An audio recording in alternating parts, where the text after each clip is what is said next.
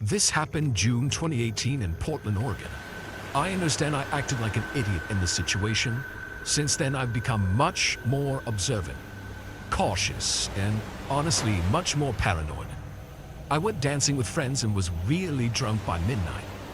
Unfortunately, this was back when I had little money, and I realized you could save money by eating very little before going out, and it would take fewer drinks to get drunk. So, I was so drunk I barely remember my friend ordering me an Uber home. My phone was dead, of course. I can vaguely recall him helping me into the car and telling me to get home safe. I don't remember greeting the driver or the first minute or so, but soon after getting in he asked me how my night was and if I smoked. Honestly, I was just thinking about bed at this point, so I just sort of slurred out that I did sometimes. He then offered me a joint, and this is the first moment I get sort of nervous and begin paying attention. I tell him something like I'm really tired and just need to get home. I think he said something about it being an indica-based joint, and it made for great sleep. Once again, I say something not exactly like no, but not a yes, which he takes as a yes, I'll take the joint now. Once again, I'm still drunk enough I can barely see straight or speak clearly. So when he says, okay, well I have to cancel the ride really quick because I can't give it to you while I'm on the clock, or something to that effect, it takes me a second to realize how dangerous that is. And by the time I start to say something, he cancels the ride and pulls over. We were in an area just east of the Hawthorne Bridge, and it was totally secluded. Some empty parking lots, a closed auto body shop, no one in sight. It's starting to hit me. I'm now in the car, not with an Uber driver, but with some stranger. I can't call anyone, and he's trying to give me some weed that could have anything in it. For the next minute or so, we're pretty quiet, or I just can't remember any small talk he tried to make because I was beginning to panic. And every time he handed me the joint, I would take fake hits, just breathing it into my mouth and not into my lungs. I felt tired, clumsy, and weak. That kind of drunk where you're almost at the point of nausea, and I knew I couldn't do much of anything to defend myself at this point. I remember vividly being fixated for a moment on the fact I didn't even have a pair of keys to defend myself with, as my building used fobs for just about everything, and I didn't take my mail key with me. As I'm freaking out, I look up to see if this guy is sort of noticing, and I make eye contact with him in the mirror. He was staring at me, but I couldn't read his expression. Finally, he says something along the lines of, well, let's get out of here. I tell him I'll just call another Uber to get home, thinking at this point it might even be safer to walk. He says, now, I still have your address. I'll just take you home. For a moment, I was relieved. I guess I wanted to believe him so badly that I would get home safe. I tried to calm myself down, thinking he hadn't actually done anything threatening. Maybe he was just a typical stoner guy and I'm overreacting. At this time, I lived on PSU campus in downtown Portland, in the southwest area of the city. He's driving me north on the east side of the river. There are several bridges to our left, and as he keeps moving north, he has several opportunities to take an exit to hop over the river and get me back downtown. He keeps skipping them. We keep passing bridge after bridge that could get me home. Up in northeast Portland, there are some large industrial areas that can get very isolated at night, and Portland in general is surrounded by lots of forest. So I knew he could have me in a secluded area really quickly. After he passed like the fourth exit 4 bridge, I've been racking my brain for a way to make him actually take me home and say something to the effect of, hey, my boyfriend is waiting for me at home, which was true, though I said it in a very meek way. My driver says nothing, but he did take the next exit 4 bridge and basically hung a giant U-turn and started taking me home. Even as we're on the west side of town heading south, I'm still shaking and have my hand on the door handle, thinking about just hopping out at a red light the closer we get to my apartment. My phone is completely dead, and he honestly still has several chances to hop onto nearby highways and speed out of the city. We're getting pretty close to my apartment now, and I'm once again trying to convince myself I'm being paranoid about some stoner. I can't navigate the city. Although a few minutes before I was so scared, I was almost crying. So, once we get about 2 blocks from my apartment, I lie and tell him it's easiest to stop here and he can let me out. Again, he doesn't say anything, but does slow the car. I'm flooded with relief and even feel myself smile. But when I go to open the door, it's locked. I try to let the lock mechanism manually, but it won't budge. I look up at him instinctively to see what's up, and he's got his head turned around almost fully towards me, shoulders still facing the road, smiling at me. The worst goddamn smile I've ever seen. It looked so mocking, and it just did not reach his eyes at all. I started crying and asking him to open the door. I was so freaked out and still very drunk. Thank God he did. I will never forget the sensation of vulnerability. Not just being drunk in his car with no way to contact anyone, but even if I got out of the car, I kept feeling like he would somehow grab the back of my shirt and pull me back in. As silly as that sounds. When I got home, I found out my boyfriend had actually gone out with his friends last minute and wasn't even home. He wouldn't even have known till much later I hadn't get back home safe. The next day, I convinced myself I was freaking out over nothing, which I realized still could be the case. But in my gut, I had truly felt in danger the night before. Technically, this guy could have been harmless, but I still think I should have texted my friend and had her report it. The big thing that made me think of this was recently hearing about how at Kimper, the co-ed killer would go for practice runs, picking up hitchhikers and seeing if he could get the passengers or potential victims to trust him, or how far out of his comfort zone he could push them without saying anything. Obviously, this guy wasn't at Kimper, but I hate wondering if that night was a practice run of sorts for my Uber driver. This happened to me when I was in college. It's one of the bigger party schools, with an entire street of bars you can wander to and from.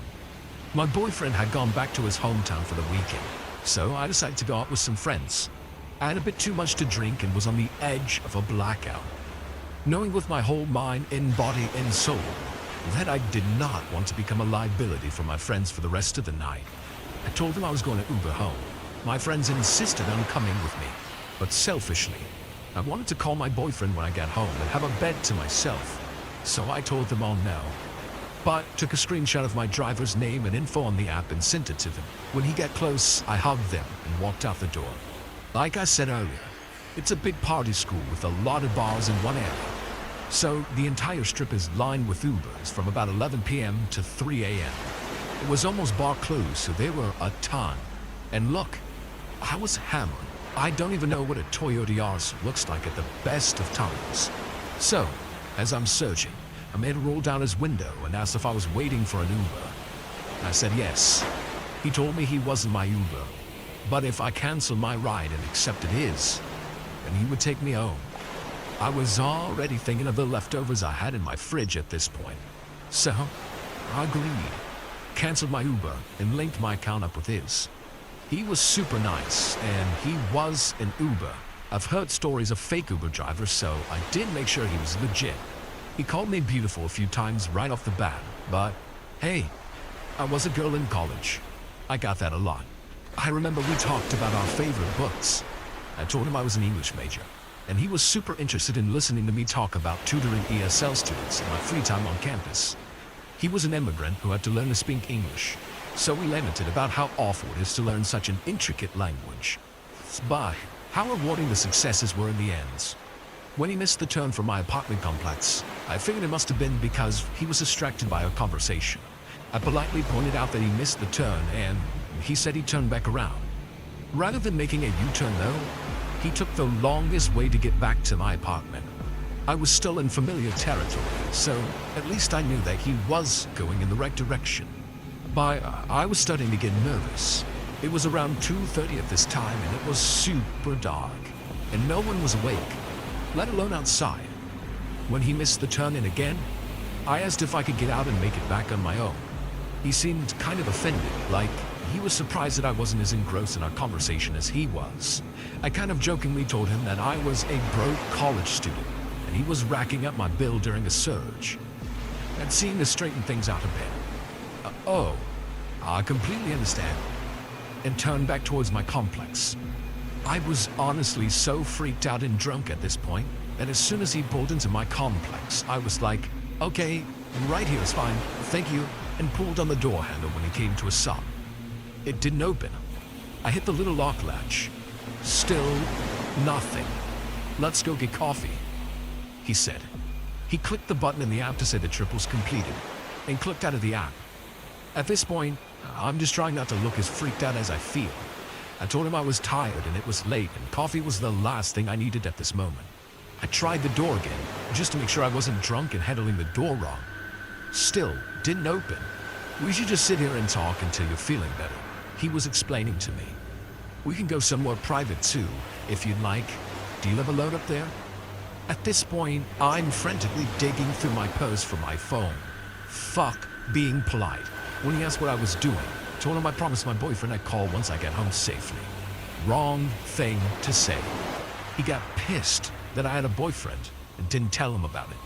He asked what his name was, what he did for a living, and where he was right now, at this very second. When I gave half-hearted answers, he got even angrier.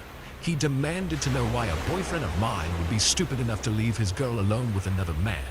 Him. He repeated it twice. At this point, I'm trying not to cry. When I figured my phone must have fallen under the seat, I started digging around down there. He demanded to know what I was doing. I gave my best impression of a genuine laugh and said I dropped my phone. He told me to stop digging around in his things immediately. I stopped. Mind you, I'm still drunk as hell at this point. I was just trying to keep my shit together and not vomit or pass out. I tried the door a third time. Still nothing. He asked if I wanted to get coffee again. Even kind of begged a little. I told him no. I just needed sleep. He asked if I lived alone again. I lied and told him I had a roommate. He asked if it was my boyfriend and I said no. He got kind of angry again and then straight up asked if I'd made my boyfriend out. I told him no and he got angry and asked why he would leave me alone with another man like this. I'm usually pretty good at reading people, and I get the vibe that this guy thought he was a knight compared to my boyfriend. So, I lied. Through my teeth. I told him I was going to break things off with my boyfriend, that we weren't even really that serious, that he was an idiot to leave me alone like this. Thank whatever God was watching over me, but that didn't. He calmed down and said that changed things. He asked if I wanted to get coffee again, and I changed my answer to, not tonight. He asked for my number, and I gave it to him. He called to make sure it was my real number. My phone buzzed from between the seat and the door, and I fished it out. He grabbed my phone from me and demanded I show him my boyfriend's contact info. When I did, he deleted it and gave me a big smile. Feels good, doesn't it? I told him yes. He put his number on my phone and gave it back. I told him goodnight in the hopes that he would release me, and he told me he'd like to talk for just a little longer. I had to stay locked in that car with him until 4:30 in the morning. I don't even remember what we talked about. He asked if he could hold my hand at one point, to which I said I needed to break up with my boyfriend before I did anything with another man. He liked that answer, thankfully. When he finally let me out, the door was child locked, so it could only be opened from the outside. The windows were locked too. I walked up to the wrong building steps and crouched down in the shadows of some random person's door until he drove off. I sat there for another 10 minutes and then sprinted to my apartment. I called my boyfriend and explained what had happened. His response was the one I get from everyone when I tell this story. Report that to Uber. But even though he didn't know what building in my complex I lived in, he still knew where I lived. I was terrified of seeing him again. I was terrified of calling an Uber. To this day I refuse to Uber alone, and I make sure I have my phone in my hand every time I get into an Uber now. Please, be cautious when getting into an Uber. Don't be like me. I'm a female and 22 years old. I just recently got out of a pretty abusive relationship, and honestly, I wasn't in the best place mentally because of it. If I'm being real, it was difficult for me to now have to go home each night to an empty apartment with just myself. Anyways, this night my friends had decided to take me to a hockey game to get me out of the house and potentially get my mind off of the breakup. It was a Friday night, and we had been consuming a decent amount of alcohol during the progression of the game. In the arena we were attending, there was this bar where you could buy as many drinks as you wanted, within reason of course. And following the game, we decided to head there for a few more before we left. It was a busy night, so especially considering the game was coming to a close, the line was decently long. During the duration of the time I was patiently waiting, I had started to speak with a couple guys right next to me. Shortly into the conversation, one of them spoke up and asked for my phone number. Looking back, I definitely should have said no, but in the state I was in, I gave it to them. After we'd finally gotten our drinks, my friends and I decided to call it a night. We parted ways, but instead of calling an Uber and going back to my apartment, I very stupidly decided to text the man I'd previously exchanged contact information with. He responded almost right away, saying he'd head over in an Uber and take me back to his place if I wanted. Again, I made a stupid decision and agreed. Eventually he showed up and we were off back to his place. Though, the drive was a good 45 minutes. When we arrived, I quickly realized we were practically in the middle of nowhere. We weren't anywhere close to the city anymore, and as I looked around, I realized no other property was in sight. Quite honestly, without context, I easily would have mistaken his house for an abandoned building. It was that bad. But regardless, being as intoxicated as I was, I quickly disregarded all my suspicion and followed the man to the front door. As we entered, I quickly realized how clean the place looked from the inside. Like, think hospital level clean, even down to the smell. Without even offering, he quickly poured us a glass of seemingly expensive red wine. I thought nothing of it at the time, and from what I remember, he poured it right in front of me and even drank some himself. Though, that was the last memory I had of that night. Next thing I knew, I was in a bedroom with the sun now clearly shining through the window. The noise of a shower running quickly filled my ears. I was groggy and dazed when I woke up, but I slowly began piecing together where I was, who I was with, and just the overall situation I was in. As it came back to me, I realized I needed to leave immediately. I frantically began to search for my cell phone, clothes, and wallet, but it was no use. I couldn't find them. I rushed out of the bedroom in the hopes to just leave unnoticed prior to this man getting out of the shower. But as I was leaving, my heart sank into my stomach. All of the furniture and floors were completely covered with plastic shower curtains, which I distinctly remember not being there prior to me blacking out the night before. I quickly noticed all my personal belongings were placed neatly on the kitchen counter, alongside a knife that clearly wasn't a kitchen knife, but rather a hunting knife or something like that. My instincts kicked in, and I instantly grabbed my things and ran out the door.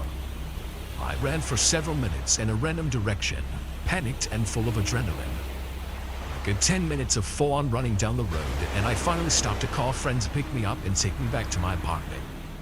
When I got back, I instantly blocked the guy's number, and to this day have never heard anything from him again. Now, looking back, I realize I should have contacted the authorities immediately, but for whatever reason I never did. It's clear I was not in the right state of mind at that point in my life. And this eats away at me daily, as I believe at this point it's too late for me to report the man, seeing as I don't even have the slightest recollection of where his house is located, or even his name. The detail that haunts me the most is that the only thing missing of my personal belongings was my ID, and this makes me question what the guy's true intentions were. Though, if I'm being honest with myself, I truly believe that man planned on murdering me that morning. The plastic shower curtains all over the apartment and the knife make it clear to me. But I guess I'm just lucky to have never truly found out. This encounter happened back in 2007 when I was 20 years old. I'm a female, and I didn't get my driver's license until January of that year. So now being able to drive myself opened a lot of doors for me. And because of that, I took a lot of solo road trips to my friend's house that was a couple states over. I remember one time specifically. I was driving alone on an interstate on a random day in July on my way to visit my friend for a long weekend. Her parents were away, and we had the house to ourselves and were planning on drinking, hot tubbing, and overall just have a good time. It was a Friday, and I'd left a lot later than I wanted to. Like, it was dark at this point, and being a new driver, driving in the dark made me pretty uneasy. After a few hours, I stopped at a gas station to fill up and get some snacks for the last part of my drive. I was heading into the store when a man, maybe in his early 40s, approached me. He was only around 5 feet tall and had on a plain black tee and jeans with dark brown hair. I noticed he had come out of a black pickup truck and only moments ago parked a few spaces away from my car. The guy had a super intense stare that immediately creeped me out. As he caught up to me, he tried starting a conversation by asking if I was from the area, where I was headed, and if I knew of anything fun to do. I quickly replied with no, shaking him off as just another creepy dude. Though, surprisingly, he then invited me to go play mini-golf or catch a movie with him. Without even looking at him, I declined his invitation and continued towards the store. Quite honestly, I was shocked he asked me to do something with him. The whole vibe was off. It was pretty uncomfortable and just random. As I was entering the store, I could then hear him yell a stern "hey." It was super aggressive and uncalled for, and that it even startled a family walking out of the store. Though, I just ignored it and continued inside. Shortly after, I could tell the guy followed me. He was clearly staring at me, so I went to use the bathroom and stayed in the stall for at least 10 minutes texting my friend about the guy. Thankfully, when I came out, I couldn't see him in the store anymore.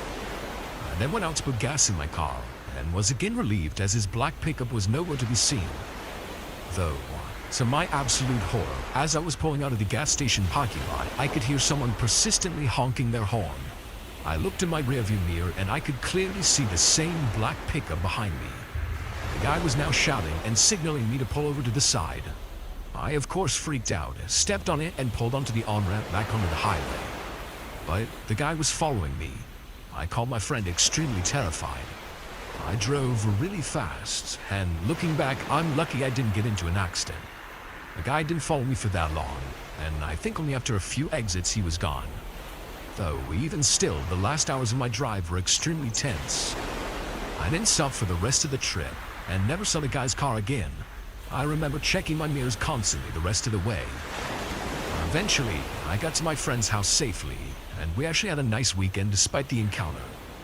The whole thing was definitely creepy, but over the years I didn't think too much about it. Now, it wasn't until around 6 years later when the memory would once again come fresh in my mind. I was talking with another friend of mine who was big into serial killer documentaries and things like that. I remember at one point I had mentioned my encounter, jokingly suggesting that the man I had met was a serial killer, and explained to her my experience. She was fascinated, and therefore wanted to Google active serial killers in the area where I experienced it all. But the first guy that came up made my heart drop. It was a man named Adam Leroy Lane. I instantly recognized the guy. There was no doubt in my mind that was the same guy I had encountered at the gas station that night. Both the time and the area were a match. The man had 3 convictions. There was 2 counts of murder and 1 count of assault. This discovery has haunted me ever since, and caused me to be much more cautious in public at night. My heart goes out to the victims of this man and their families. I've been grateful every day since that I didn't become one of them.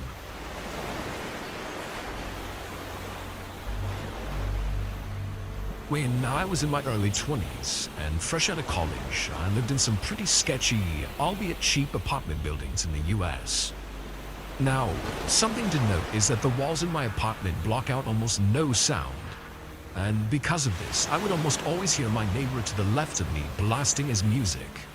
Though, if I'm being honest, it didn't bother me as much as I thought it would. I would just simply play my own music to not hear it as loud. One night, I could tell he had been drinking a lot, simply from the way I could hear him stumbling across his room. I also figured his girlfriend must have been there, as I could hear him practically yelling at her, which unfortunately wasn't all that uncommon. Usually when things get that loud, I try to get away from it all. And seeing as it wasn't that late, I decided to head out for the night with some friends. We went to a few clubs and overall had a good time. Fast forward to around 1 a.m. or so, and my friends were dropping me back off in my apartment.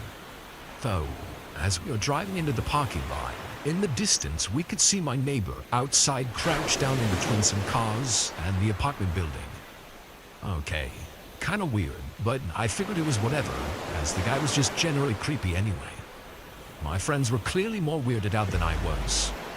I honestly didn't think much of it, and just had them drop me off near the gate entrance, as it would be easier for them to leave the parking lot that way. But as I was walking toward my apartment building, I swear my heart dropped.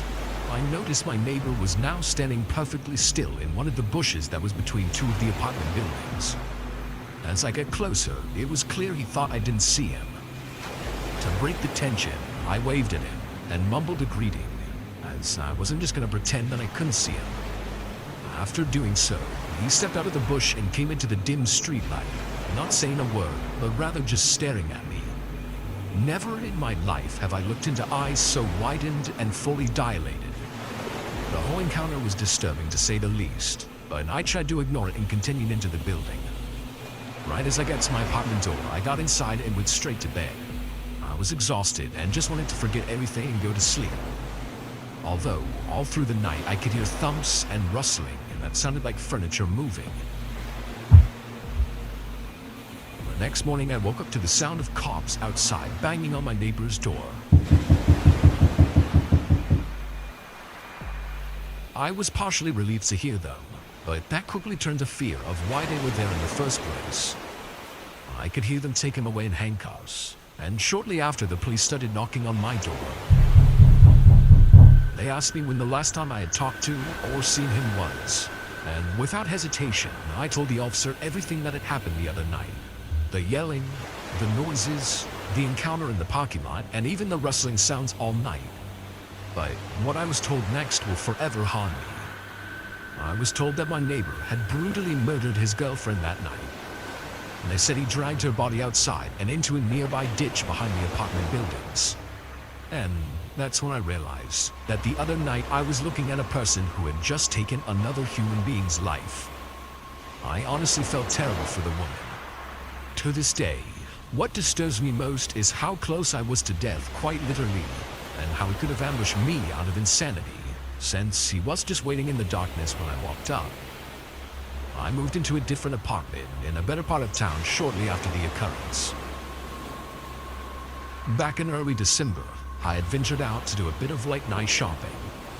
I'm a 31-year-old stay-at-home mother of 2 young children, so once my husband gets home from work, I like to take some time for myself to go shopping, take a drive, or run errands, and do that kid-free. It was around 8:30 p.m. when I arrived at the Target that I frequent. Now, I'm by no means a paranoid or anxious individual, but I've taken several courses in human trafficking, and I've done plenty of research on my own, learning to identify the red flags, as well as what precautions to always take whenever I'm out in public, alone, and especially at night. I carry several self-defense items on my person at all times, just in case. I parked directly in front of the store next to a cart caddy and took a mental note of the vehicles that parked nearby again, just as precautions. I was taught at a really early age to always be observant of your surroundings, and being a control freak just naturally makes you that way. Nothing really seemed out of the ordinary that night, and the parking lot was actually quite empty, and most likely because it was a weekday. As I entered the store, I just began browsing like usual, following the natural flow of the store departments and following the main aisle around. I had only been browsing for maybe about 10 to 15 minutes when I noticed a young gentleman, mid-20s I think. He was tall and skinny and dressed in a dirty gray two-piece sweatsuit and dark brown boots. He looked over at me, which I smiled and said hello, but his facial expression was completely blank. He looked like he may have been high on something by the look in his eyes, but he didn't really seem to care for my gesture, and he just quickly moved on. At first glance, there was really nothing in particular that alarmed me about him, except that I took notice of the fact that he was just wandering down the main aisle with no card or basket. His hands were in his pockets, and he didn't seem to be with anyone. I just continued shopping with no second thoughts and made my way to the next department. Several minutes had passed at that point, and that's when I noticed a second young gentleman wearing the same exact gray sweatsuit, a similar pair of work boots, and again, no cart, no basket. He as well glanced right at me, then quickly darted his eyes right away when he realized I was looking directly at him. I started to become a bit more alerted at this point, but still remained composed and continued on browsing. Another 15 minutes or so had passed, and that's when a third older man had caught my attention. And you guessed it, same gray sweatsuit and work boots with no card, no basket, and his hands right in his pockets. I assumed that they were in some sort of work uniform, maybe construction workers, but why weren't they walking around together? And why didn't they have any items to purchase? At this point, it was really difficult to focus on browsing. I just had a really bad feeling about these three men, and it became clear to me that something was definitely a bit off. Over the next 20 minutes or so, I felt as if I was being monitored by the three of the men, as if they were all communicating my whereabouts as I continued to make my way through the store. Because each department I entered, it didn't take long for me to notice one of the three men pass by whatever side of aisle I happened to be in, then making their presence known to me. I stayed completely vigilant while trying not to panic or allow my suspicions to overwhelm me. Something about their presence felt very heavy and dark, so I decided to test their intentions, just to prove to myself that I wasn't overthinking the situation and that the bad gut feeling was definitely valid. I began picking random aisles and traveling back and forth between the departments in a very unorganized and random fashion, just to see if the men would continue to pass by me as frequently as they had been before. With every aisle I popped into, it was just a few minutes later that one of them would make an appearance, staring me down as they passed by. It honestly felt like I was being surrounded like a wild animal, hunted even. The scariest part of all of this is they were no longer trying to be conspicuous. Everything instinctual was just screaming at me to get the hell out of there. I started to grip my card so tightly, and I figured if they got too close, I could just use the card to try and push them away, or at the very least create some distance between us. By this point, I'd been shopping for about an hour altogether, maybe a bit over, and I was ready to purchase my items, but I honestly felt too uncomfortable to continue browsing even if I wanted to. The men had been following me that whole time, and I was starting to become more annoyed if anything. Something that I want to add is the store was pretty empty around this time. One of the main reasons that I really like shopping at night, but that made this particular situation even more unsettling than it already was. Two preteen girls were wandering around by themselves, which quickly caught my attention because the men had bypassed them as well, making similar advances. But of course, the young girls were seemingly oblivious. So I quietly and quickly got their attention and asked them to go find their parents and stay with them, trying not to freak them out. At this point, the mother in me was in full-on protection mode. I couldn't imagine having my young children with me this night. Thank God that they were home safe and sound.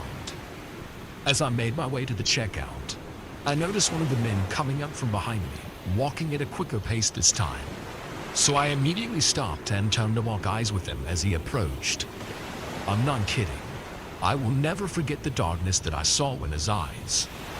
An eerie smirk formed on his face as he nudged my shoulder, just continuing to stare me down while walking backwards, all while holding on to a sinister gaze as he exited out of the store. I had lost sight of the other two men, and I hated the uncertainty of it all. He made his message clear to me in that very moment. My stomach dropped and my entire body began to shake. It was a feeling that I hadn't felt since I was a little kid getting lost in the supermarket. A feeling of desperation. I quickly walked to the checkout and discreetly asked the cashier if I could speak to a manager, and told them what had transpired over the last hour, and politely asking for a male employee to walk me to my car and for them to alert a member of their security. When I had finally told the manager everything that happened, her face had sunk as if she had already known about these men, and once I described them, she then confirmed that she knew exactly who I was talking about. She expressed to me that several of the female employees had found the men unsettling in the past. Then she reassured me that someone would definitely escort me to my car. She made a report about the incident and said she would alert the authorities. I was still shaking but felt pretty relieved that she believed me and also showing concern for the other young female patrons in the store. She took my information, then a young male employee walked me out to my car. What I saw as I exited the store made me so sick to my stomach, solidifying all of my suspicions. A wide windowless van was parked in the lot directly behind my car. One of the men was seated in the driver's seat, and the other two were leaning against the side of the van facing my car, then attempting to hide out of view. I mean, how cliche and obvious can you be? Your license plate might as well read a lady snatchers at that point. Whatever their intent, it didn't seem pure. I had pointed them out to the male employee and then said, "There they are, that's them," which then prompted all of the men to scurry into the van and speed out of the parking lot without any hesitation. I truly have no idea what would have happened to me if I walked out to my car alone. And I'm so freaking grateful that I made it home safe and sound and lived to tell my story. Over that following week, I had heard that there were several abduction attempts in the shopping center parallel to that target, and I'm almost certain that it was the exact same individuals. Human trafficking is very, very real. It's a very serious thing, and it can happen to anyone. You really have to watch your surroundings. I'm a short, medium-sized girl. One day around the time that I was 8 months pregnant, I decided to make a trip out to Target to buy some things. I'm a very cautious person, constantly looking at my surroundings with mild paranoia, which was mostly inherited from my mom, who raised 3 kids all on her own, so she was always on guard. I got out of my new car, which I parked a little far from the store entrance, for 2 reasons. I didn't want to get any dents from the other drivers, and I tried to get as much exercise as possible since I was pregnant. As I'm walking, I notice a huge red truck with 3 men inside of it with the windows down. I assumed that they were just waiting for someone inside the store, but something creeped up my neck when I then made eye contact with the driver. I quickly turned away and then immediately began to feel self-conscious. A small girl that was visibly pregnant, I suddenly felt so vulnerable. Up until that point, my pregnancy was pretty smooth and never really made me feel like a target. Once I finally got in the store, I started to calm down a bit more and feel a bit relaxed and went about my shopping. When I left the store though, I noticed that the same truck was still there. I put my bag in the trunk and got in my car as quickly as possible, then quickly turned it on and drove away. I noticed in my rearview mirror that the same truck was also taking off, with the same 3 men still inside of it. My heart sank. I had realized right then and there that they weren't waiting for anyone inside the store. I got into the lane that can only make a left turn, and they were in a lane that can only go straight a few cars behind me. I thought, great, we're not going in the same direction. I was just being paranoid. As I passed the light, now turning, I see the red truck then switch the lane that I was in to turn left. I then sped up to catch the next light turning yellow to put as much distance between them and me. I drove a little faster than usual, but that's when I realized that even if I made it home, they could still follow me there and I would be going home to an empty house. So instead, I decided to drive past my street right to a shopping center that had a Starbucks. The drive-thru ramps around the building, so you're not going to be visible to the main road which I was driving in. I get into the drive-thru and I notice the red truck was going on the road that I just left. They drive past the Starbucks and I think, good, I'm in the clear now. As I'm still in the drive-thru, I then see the truck pass by again in the opposite direction, almost as if they're looking for me. I wait in the drive-thru for all of the other cars to leave, and I decide to call my sister and tell her I'm heading to her place. I didn't want to go home alone, and my boyfriend wouldn't be home for several hours. As I'm driving to my sister's house, which is about 25 minutes away, my mind just begins to wonder if they had ever caught up to me, or what could have happened if these men were following me. Any possible danger that could have happened to me or my baby made me so paranoid then I didn't even leave my house for the remainder of my pregnancy. By the time I got to my sister's, I was absolutely shaking over it. I had told my sister all of the details and everything that happened. I never did see the men again or their red truck, and I'd really like to keep it that way.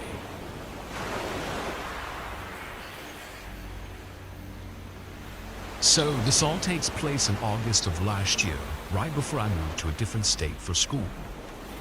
This story involves myself, 18 at the time, and my sister and cousin, both 14 at the time. And on the day in question, we decided to go on what we like to call an oozy adventure, where we basically get in the car and pretty much just drive until we find something to do. On this day, we decided to go to a Target, but instead of the one we usually go to, we decided to go to a different one that was in the south end of the city, which we lived near. A little bit of background about the area I lived in. I grew up most of my life just outside of Detroit, but moved to a more bougier area when I got in high school. The part of this area I lived in was in more of a suburban downtown side, but on the south end. It was pretty well known that all of the weird and dangerous people lived down there. For some reason, I still didn't really know why we decided to go to the South Target instead of our usual one, However, we get there and my sister and my cousin get a couple of things for school while I just pick up a CD. We check out and we go out to the car and we see a green Chevy Trailblazer that's now parked right next to my car. I didn't really notice anything unusual besides the fact that the driver's seat was then reclined all the way back and the window was slightly open and it looked like someone was sleeping in the car. My sister gets into the passenger seat and my cousin right behind her, and literally the second she got in the car, she said, drive the hell out of here right now. I didn't really think too much of it though because she didn't really sound panicked or anything, at least not to me. So I do as she said and I start to drive, and once we pulled onto the main road, that's when she told me that she saw some old man lying in the driver's seat jerking off to people walking past, more specifically children and their moms. My cousin then says she saw them too, and we of course freaked the hell out and tried to decide what we should do. We ended up pulling over in a Staples parking lot and sitting there, trying to just decide if we should call the cops or not. My sister is crying at this point and having an anxiety attack because she thought that she'd get in trouble with our parents for calling the cops. I eventually convinced my cousin to call 911 for us and put in a report because my sister was still crying about not wanting to call the cops, and I really suck at phone calls, so it was really just best my cousin did it. Maybe about a half an hour later or something right after the incident, we get a call from the police pretty much telling us that they found him in the car with his pants off and his tic-tac out, and that since he was a repeat offender and did this apparently extremely often, we needed to come to the station to file an official report. We tried to convince them to allow us to make it at the Target parking lot since they were there still, but they wouldn't allow it. I also want to add that during all of this, our parents had no idea what was going on, and I'm not really sure we wanted them to know. Specifically my aunt because, well, she's pretty well known to blow stuff extremely out of proportion, and she would probably never let my cousin out of the house again. But now that we're going to be at the station, we really had no other choice but to tell them. So we tell our parents, and my mom, dad, brother, and an uncle and cousin all meet us up at the station. I remember too that there was maybe about 1 or 2 POs on duty that night, and we had to wait a couple of hours while they called the detective at his house. So he literally ended up interviewing us right in his pajamas in the fax room. Months later, I was going to school in another state when we all got subpoenas to come to court. We ended up having to go to court 2 separate times, and I actually had to fly home for about a month or 2 the second time, because he apparently appealed or something before eventually pleading guilty the second time around, and now he's out on parole after pretty much serving no time in jail. To end this story, we don't go to that Target anymore, ever. The last that I've heard about this was a call from the parole officer, pretty much just asking my viewpoint and if I ever go to therapy over it. I guess on a lighter note though, because my family and I have a pretty warped sense of humor, we now refer to it as the pickle tickler incident. Anyways, a 74-year-old man that we found tickling a pickle in your car to little kids and caused us to spend hours at the police station. Let's definitely not meet again. Ever. So I just got back from the store and I've got to tell you about this experience I just had. It may not be as scary as some of the other encounters, but it still gives me the chills. Let me start the story off by saying that this morning I wasn't in the best of moods. I had to work the graveyard shift last night, and I woke up after only 4 hours of sleep with my back absolutely killing me. I couldn't get back to sleep, so I decided to run a few errands since I was now wide awake. I needed to get a haircut while I was out as well. My sister works at a salon that is right next to a Target. So after I got my sister to mow my scalp, for free by the way, I popped over to Target to grab a couple of items before heading home. So I'm just doing my thing and pushing my cart down the frozen food section, and I turned the corner to go into the next aisle. When I did, there was a middle-aged lady that was pushing her cart heading in the opposite direction. I nearly bumped into her, but then stopped before our carts collided. She gave me a mean look and then said in a really mean tone, "Excuse me?" Now again, I have to say I wasn't in the best of moods, and I'm a short-tempered person as it is. So without thinking, I take a shot back at her and then said, "Oh, shut up. You're fine." Call me an ass if you want. No one's perfect. But what happened next was just pure insanity. The lady then suddenly left her car and then started to follow me. I noticed this about halfway down the aisle, and I then turned around to ask her what her problem was. And then, I kid you not, she rolled her eyes to the back of her head, pointed at me, and then screamed very loudly. And when I say screamed, I mean she was literally shrieking at the top of her lungs. It was like something right out of The Exorcist. I hurried down the aisle to try and get away from this insane person, but she started running after me. Needless to say, all of the bystanders immediately stopped what they were doing and then just stared at us. The lady kept screaming like a banshee at the top of her lungs while she chased me around the store. Well, I noped the hell out of there, ran out of the exit of the store, and I looked back into the store as I was heading for my car. The lady was standing just outside the now open automated sliding doors, just staring at me. While she stood there, her mouth was hanging wide open, and she was still just pointing at me. Her eyes were still rolling right into the back of her head, and all you could see were the white of her eyes. She suddenly turned around, then quickly walked back into the store. I decided to pick up my stuff at Walmart that was just down the street instead. All I could think though the entire drive home was, what the hell was that? That was insane. So, to the creepy, screaming, possibly possessed banshee lady, I mean, perhaps I shouldn't have been so rude to you, but you still have more than one screw loose in your noggin, and you really need help. But anyways, I definitely hope to never encounter you in the future.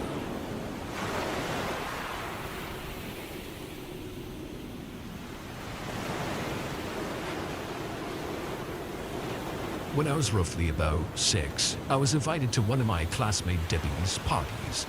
I remember it was over at her house, and I was excited to see that they had a bounce house in the backyard. The classmate's family that hosted the birthday was pretty well off, to say the least. So it was a relatively big castle with multiple attractions inside. I greeted everyone and immediately took my shoes off and entered. I started bouncing around as kids would when I noticed an older man in the far back of the castle. He was kind of jumping around and playing with the kids. For some reason, I remember falling down and him immediately asking if I was okay. It wasn't a rough fall. I just kind of tripped down and pushed myself back up. But that's when he introduced himself as Gordon, telling me he was Debbie's father. He asked me what my name was, to which I said it was Sarah.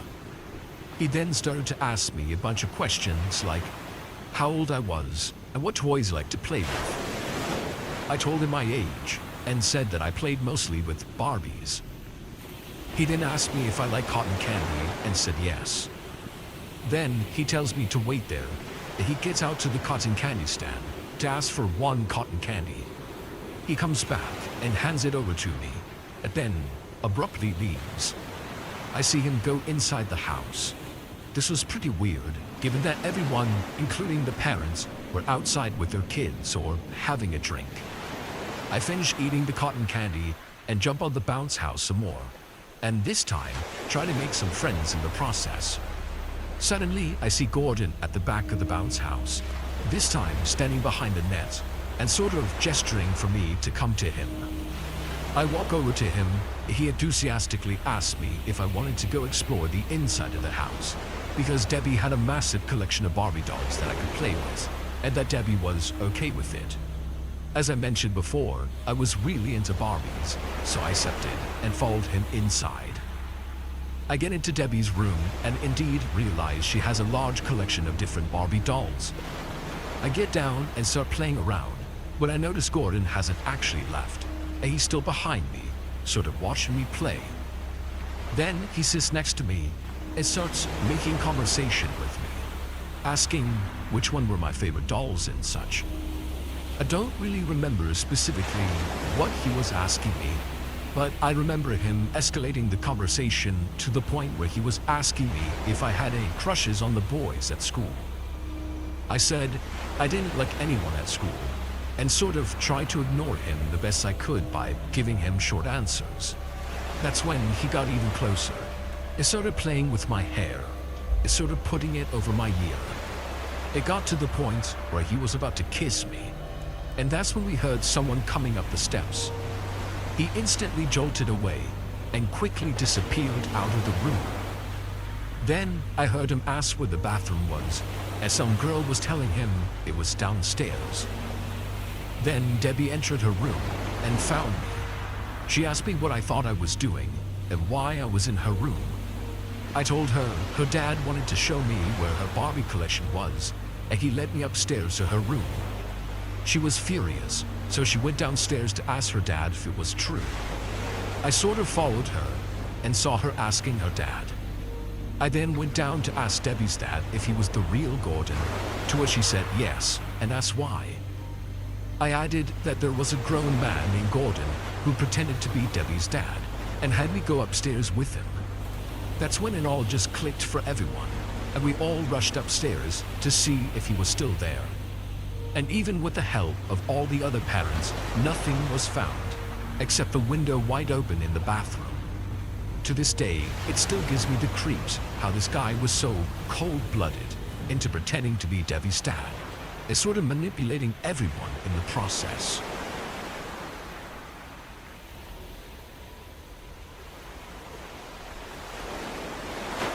This happened when I was about 8 years old, and is quite literally the most traumatizing thing that's happened to me and my brother. It was our neighbor's twin kid's birthday. They were roughly about our age, so me and my brother were invited. We were a little hesitant to go at first, because we always thought the neighbor's kids were a little weird. But when my brother and I saw that they had installed an inflatable house in their backyard that day, we went over to check it out. As we entered their house, we were greeted by their dad, who we never actually met before. His name was Rocco, and I'd be lying if he wasn't the most intimidating looking man I've ever seen. He was bald, spoke in a low, raspy voice, and had these large tattoos almost everywhere on him. All in all, his physique basically screamed, "Don't fuck with me." Anyway, he told us to come inside, and so we quickly entered. We had some pizza, and eventually me and my brother made our way to the inflatable house. We went inside the inflatable house, and that's when we got to know our neighbor's kids a little better. We started talking to them and realized they were actually pretty fun to hang out with. I don't really remember what we talked about, but somehow the topic of the conversation went to one of the twins talking about how they found a gun in their parents' bedroom drawer. They said that it also had a silencer, meaning it would basically make no noise when you shoot. Me and my brother were both in disbelief because we were really into guns at that age and never saw a real gun before. Then they told us that their parents accidentally ordered the bounce house for 2 days, so we could meet them in the bounce house at 1 a.m. and they'll try to show us the gun. My brother and I, being the dumb kids we were, accepted. That night, we both set our alarms slightly before 1 a.m. and woke up. My brother came into my room, and we looked out the window to see if they were still inside the bounce house. Sure enough, the bounce house was moving, and we quietly rushed downstairs, carefully opened the back door, and climbed over the fence to our neighbor's house. As we entered the bounce house, we both saw the gun, and it was magic to our eyes. Even the silencer was on it, and it looked like something straight out of a James Bond movie. We took turns inspecting it, and that's when one of them told us to be careful, because it was loaded. I asked why it was loaded, and they told us their father kept it in the bedroom next to his bed, either probably for security reasons. But then, that's when one of the twins said they almost forgot, and then he proceeded to pull a small Ziploc bag of white powder. None of us knew what it was, until one of the twins explained it was what he sold to make his money. Then out of nowhere, the other twin shakes up and tells everyone to hide. As he jolts up, the now open bag of cocaine spills onto all of us and all around the bounce house. I then asked what the deal was when he pointed to the upstairs window that was now lit. At this point, we're all hiding behind the bounce house, and we hear the back door open. I peek to look up, and sure enough, it's Rocco. He slowly walks up towards the bounce house, and we're all certain and absolutely mortified by the fact that he noticed his cocaine basically spilled all over the bounce floor. He walked over to the backside of the bounce house, and that's where he saw all of us hiding. Both twins don't know what to say. and we kind of just all stay there in silence, awaiting our fate. That's when he calmly orders his two sons to go back to their rooms. They both quickly leave, and now it's just him staring at me and my brother. He slowly gets closer to us and tells us something similar to the following. If you two f***ers ever tell on this, you and your family get the bullet. Then he looks down at the gun, which is at his feet. He picks it up and inspects it. That's when he suddenly points it right at us. Me and my brother jolt back, and as we get up to leave, he abruptly orders us to stop. Then he put his gun in his back pocket and proceeded to tell us something that basically flips my stomach inside down. He said that if he ever saw us again, he'd do it for real. Then he told us goodnight and walked away. We instantly climbed over the fence and ran back to our house, quietly going to our rooms. Luckily, both my parents were still sleeping, and we both went to bed as if nothing happened. From that day on, we never went back to see those kids again, and we basically never told our parents. Then, about 1 month later, they moved out, and me and my brother were instantly relieved.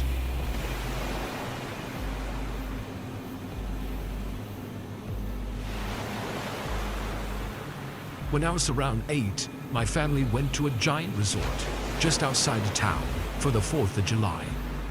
Everything was set up on the resort's golf course. I remember there being a bunch of people, mostly rich-looking, and there were chairs set up for everyone to watch the fireworks come evening time. There were buffets, hot dog stands, and a bunch of attractions. I remember there being this massive bounce house, which was more like a bounce land, so to speak, with slides, tubes, a maze, and all kinds of other fun stuff on there. I took my shoes off and enthusiastically jumped inside the inflatable house. I went over to the maze section and tried completing the maze and discovering what was over to the back side. After a good 5 minutes, I finally completed the maze. That's when I encountered a group of much older kids, almost teenagers. It was 3 guys, and they all seemed to be roughly about 14 years old. They seemed to be caught off guard when they saw me, as if they were about to do something. Upon seeing me, one of them with a buzz cut started talking to me. "Sup, fatty? Made it through the maze? Cool. Nothing to see here. You can go back now." I replied that he was stupid for calling me fat. That got no reply though. So then I asked what they were doing, because I was genuinely curious. The same guy replied that it was none of my business, and I should go play in the other sections of the maze. Then, one of the other guys rhetorically asked if I was gonna tell my mom. I jokingly replied that I would, because they look like crackheads and would get evicted in seconds if I told the security guards as well. That's when all of a sudden, one of them gets up and rushes towards me. Before I have time to move, he grabs me by the collar and throws me against the wall. "Listen here, you little fats. If you tell anyone anything, you're gonna get the Mickey special." For some reason, I then asked what the Mickey special was. That's when they all got up and formed a semicircle around me, blocking me against a corner. I instantly tried to run away by ducking under one of them, but quickly and forcibly get thrown back against the corner. That's when I feel all of them tightly pack themselves onto me. At this point, I'm completely smashed into the corner, and my head is facing the bounce house's wall, so I basically can't breathe. I'm in there for a good 30 seconds, trying my hardest to scream, but I could sense that nothing significantly audible would come out. It was basically like I was drowning, except worse, because there was this crushing pressure, and I was sealed off to the air.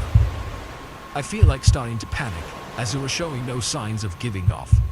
Then, at about 40 seconds, they get off of me, and I manage to catch my breath. With every remaining effort in my body, I sort of limp back over to the maze as quickly as I can. As I'm in the maze, I hear one of them saying, "Hopefully I've learned my lesson." And obviously, after such a traumatic event, I never told anyone about my encounter. I just kind of went back to my parents, as if nothing happened. Luckily, I never met those guys again, and I still don't know what drugs they were doing, but my initial guess of it being crack was right, given how angry one of them got.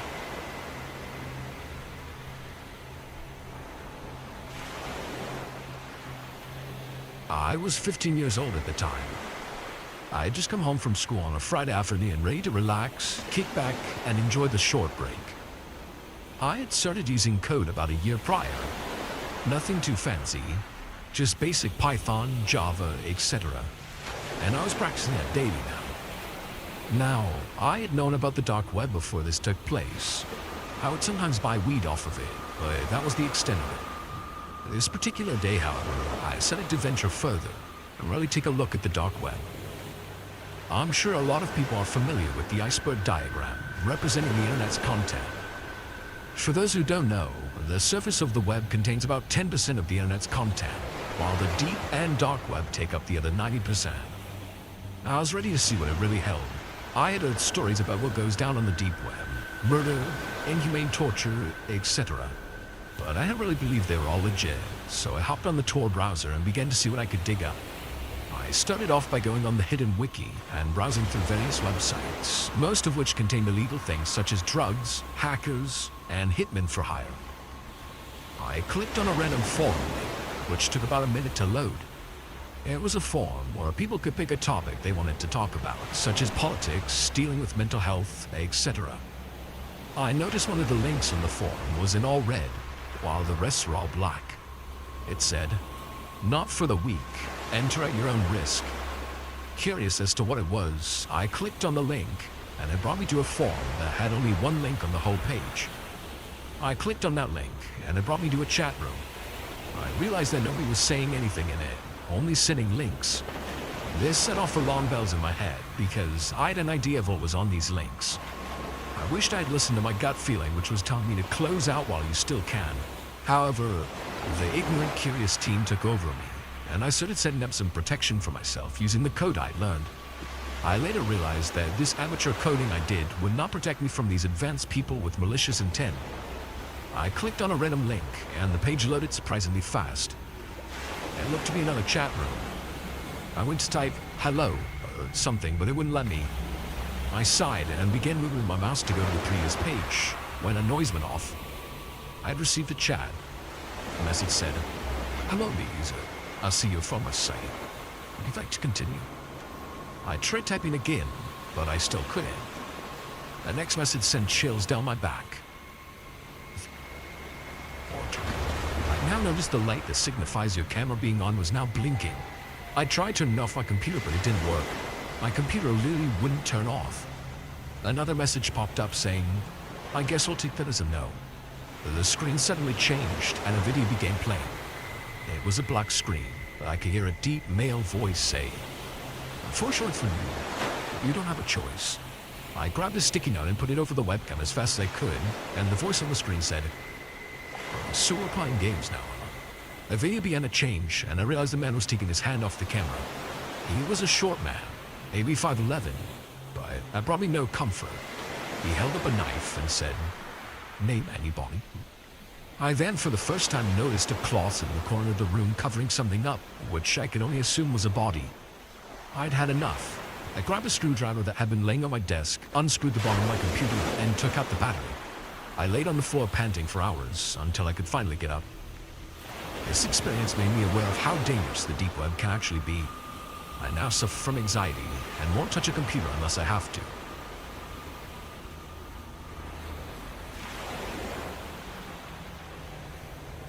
I'm a pretty lonely guy. I only have a few close friends at school, and I never really got along with anyone else. One of my friends named Kyle introduced me to the deep web. At lunchtimes, he would run me through some of his personal experiences and about the dangers of the deep web itself. It took me a few days to build up the words to ask how to explore myself. But right when I did, without hesitation, he told me, I had been hearing about creepy horror stories from the deep web for a while now, and I decided I was ready for whatever it had to offer. I thought if I just stayed off the sketchy sites and didn't offend anyone, I would be fine. That night when I got home, I downloaded various applications my friend told me about so I could access the deep web. I covered my webcam, and I proceeded to search up links my friend had told me about. After hours of dead links and not finding anything, I was about to give up, until I stumbled across one link. Now, like all .onion links, they're just random letters and numbers, as if someone just hit the keyboard and wrote .onion at the end. Anyways, I clicked on this link, and it seemed to be another stupid website that couldn't have dark web's best image form. As I explored the site, I stumbled across a folder called Gore. Now, me being a weird kid with no friends, I wasn't your normal kid, so I thought, why not? What have I got to lose? I clicked on the folder and was left speechless. But that wasn't the worst of it. After clicking on the folder, a chat box appeared. Then someone with the title admin typed and asked if I liked the website. I was disgusted by the site, but I replied with yeah anyways, because I didn't want to offend him. The admin then replied with a link saying I should follow it, and that it would lead me to an entertaining live stream. Stupidly, I complied. Now, at this point, I've seen so many blank pages and dead ends that I thought it was nothing. So I clicked on it, and I followed it. The site took a few minutes to load, so I thought it was a dead link. As I went to click off the tab, a video appeared, but the video also had a chat box. Now, the video was very dark and grainy, and appeared to be in an abandoned warehouse. To this day, I still cringe at what I did next. A tall, dark man walked into frame, holding what looked to be like a small child and various objects. Now, I can't explain in detail what happened, but let's just say it made me sick, even for someone like me that usually doesn't mind gore. But what I did next was possibly the most stupid move ever. I had completely forgot that I could be easily tracked down, so I wrote in the chat how disgusting it was and how terrible it was what they were doing, or something along those lines. Immediately, a message popped up saying how I would regret this, and then the browser closed. At the time, this didn't scare me. They wouldn't be able to track me down, I thought. As a few weeks passed, I forgot about the event, but failed to tell my friend because I thought he would laugh at me. Fast forward to a Thursday afternoon, and I was walking home from the bus stop when a white car started following me.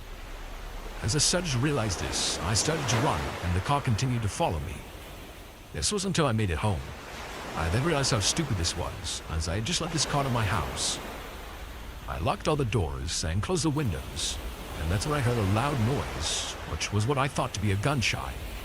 I looked outside the window to see a car speeding off. I thought it was weird, but I still didn't question it. About an hour later, I remembered I needed to feed my dog, but as I went outside to feed him, I found my dog laying lifeless on the ground. My dog had been shot. There was a letter that said, Warning 1.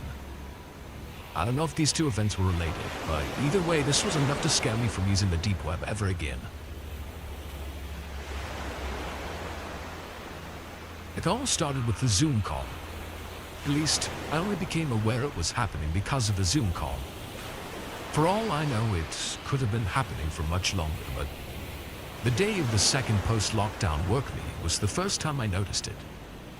We're in the middle of a pretty tedious brainstorming session with a few members of marketing, when a coworker interrupts whoever's talking to address me by name. It actually made me jump at first. I was totally tuned out, so hearing my name brought me right back around again. I respond, Huh? Yep, I was listening. I noticed the person who addressed me is now closely studying their own laptop screen. I don't mean to alarm you, they said, but I think someone's watching you through the window behind you. I know exactly which window he's talking about, so I turn, a bit nervous at the idea of discovering he's right, only to see that there's no one there. I'm more relieved than anything, to be honest. I figured he was playing a joke on me because he clocked that I was nodding off during the meeting, and I'd be lying if I said I didn't maybe deserve it a little bit. Very funny, I said, and a few of the other callers had a little titter at the impromptu prank. I'm sorry, but I wasn't joking, the guy said. Did no one else see that? I'm so sure. Hey, you're probably just seeing things. Someone else chimed in, and within a few minutes, the whole thing was completely forgotten. A smudge on the screen, a bit of lag on the call, eyes playing tricks. There were 100 ways to explain it. The truth was literally unthinkable at that stage. A short while later, the exact same thing happens. The same guy interrupts, only far more urgently this time, saying, Look, it's right there. I'm not imagining it. You can all see that, yeah? I know what he's talking about, only I don't turn around immediately. I look at my own webcam feed to see what he was talking about. And right when I see it, what's clearly the silhouette of a head in the window behind me, I hear one of the other callers say like, "Oh wow, I see it too."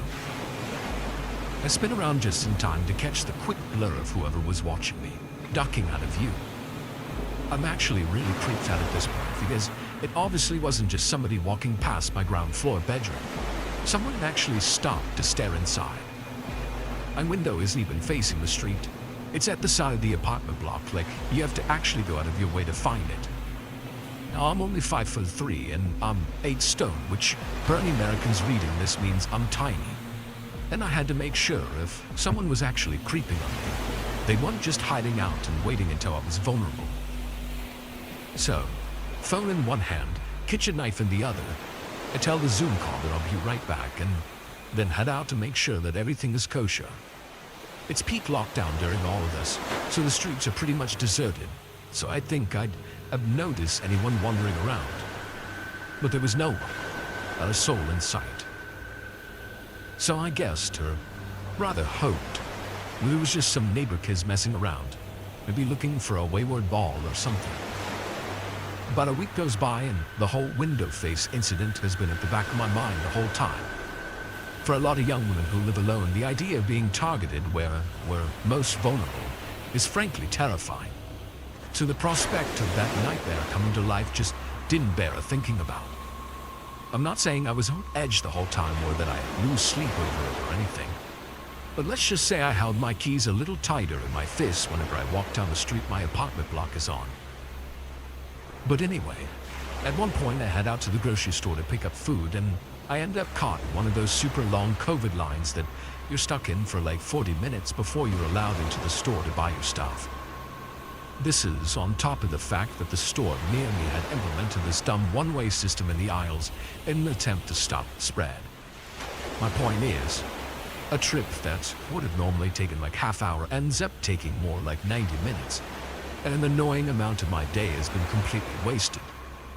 So I'm already in a bad mood by the time I get back to my apartment, only to find that the front door has been bashed in.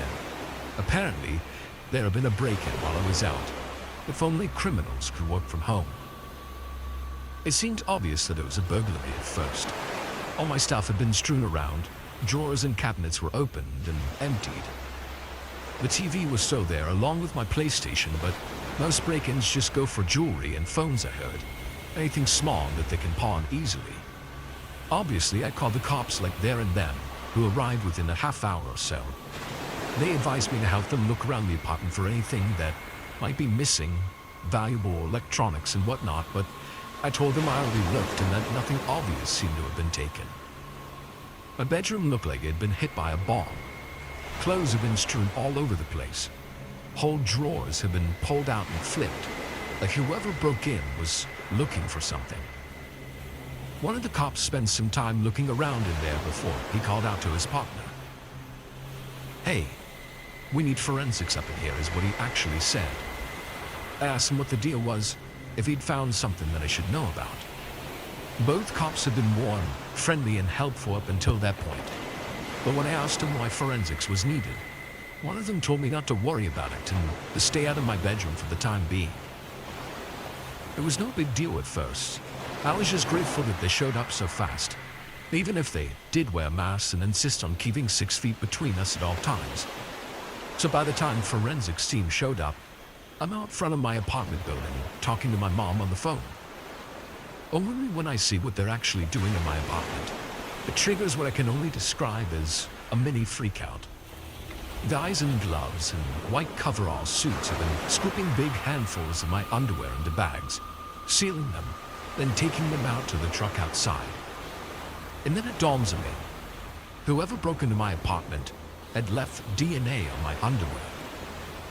Now, I probably don't need to tell you how exactly they'd done that. The whole thing grosses me out too much for me to actually type it. But the thing that really got to me was, if I'd actually been home that afternoon, there's no telling what would have happened if some violent perv had actually gotten their dirty hands on me. But anyway, the story does actually have something of a resolution and thankfully a happy ending. Because they had this guy's DNA. Police were able to match it on their database with a guy who'd had multiple run-ins with the law for public exposure, among other things. He was arrested and is now looking at 3 years in prison for aggravated burglary, some kind of charge like that. But the whole thing came full circle for me in an interview with some detective who'd mentioned that this guy liked casing his victims' places before he struck. Over the past month or so, have you seen anyone hanging around your apartment who doesn't live there? Maybe someone looking through your window? He said it. He literally said it. It was him. That day when I was in the Zoom call, it was him that had been looking through my window.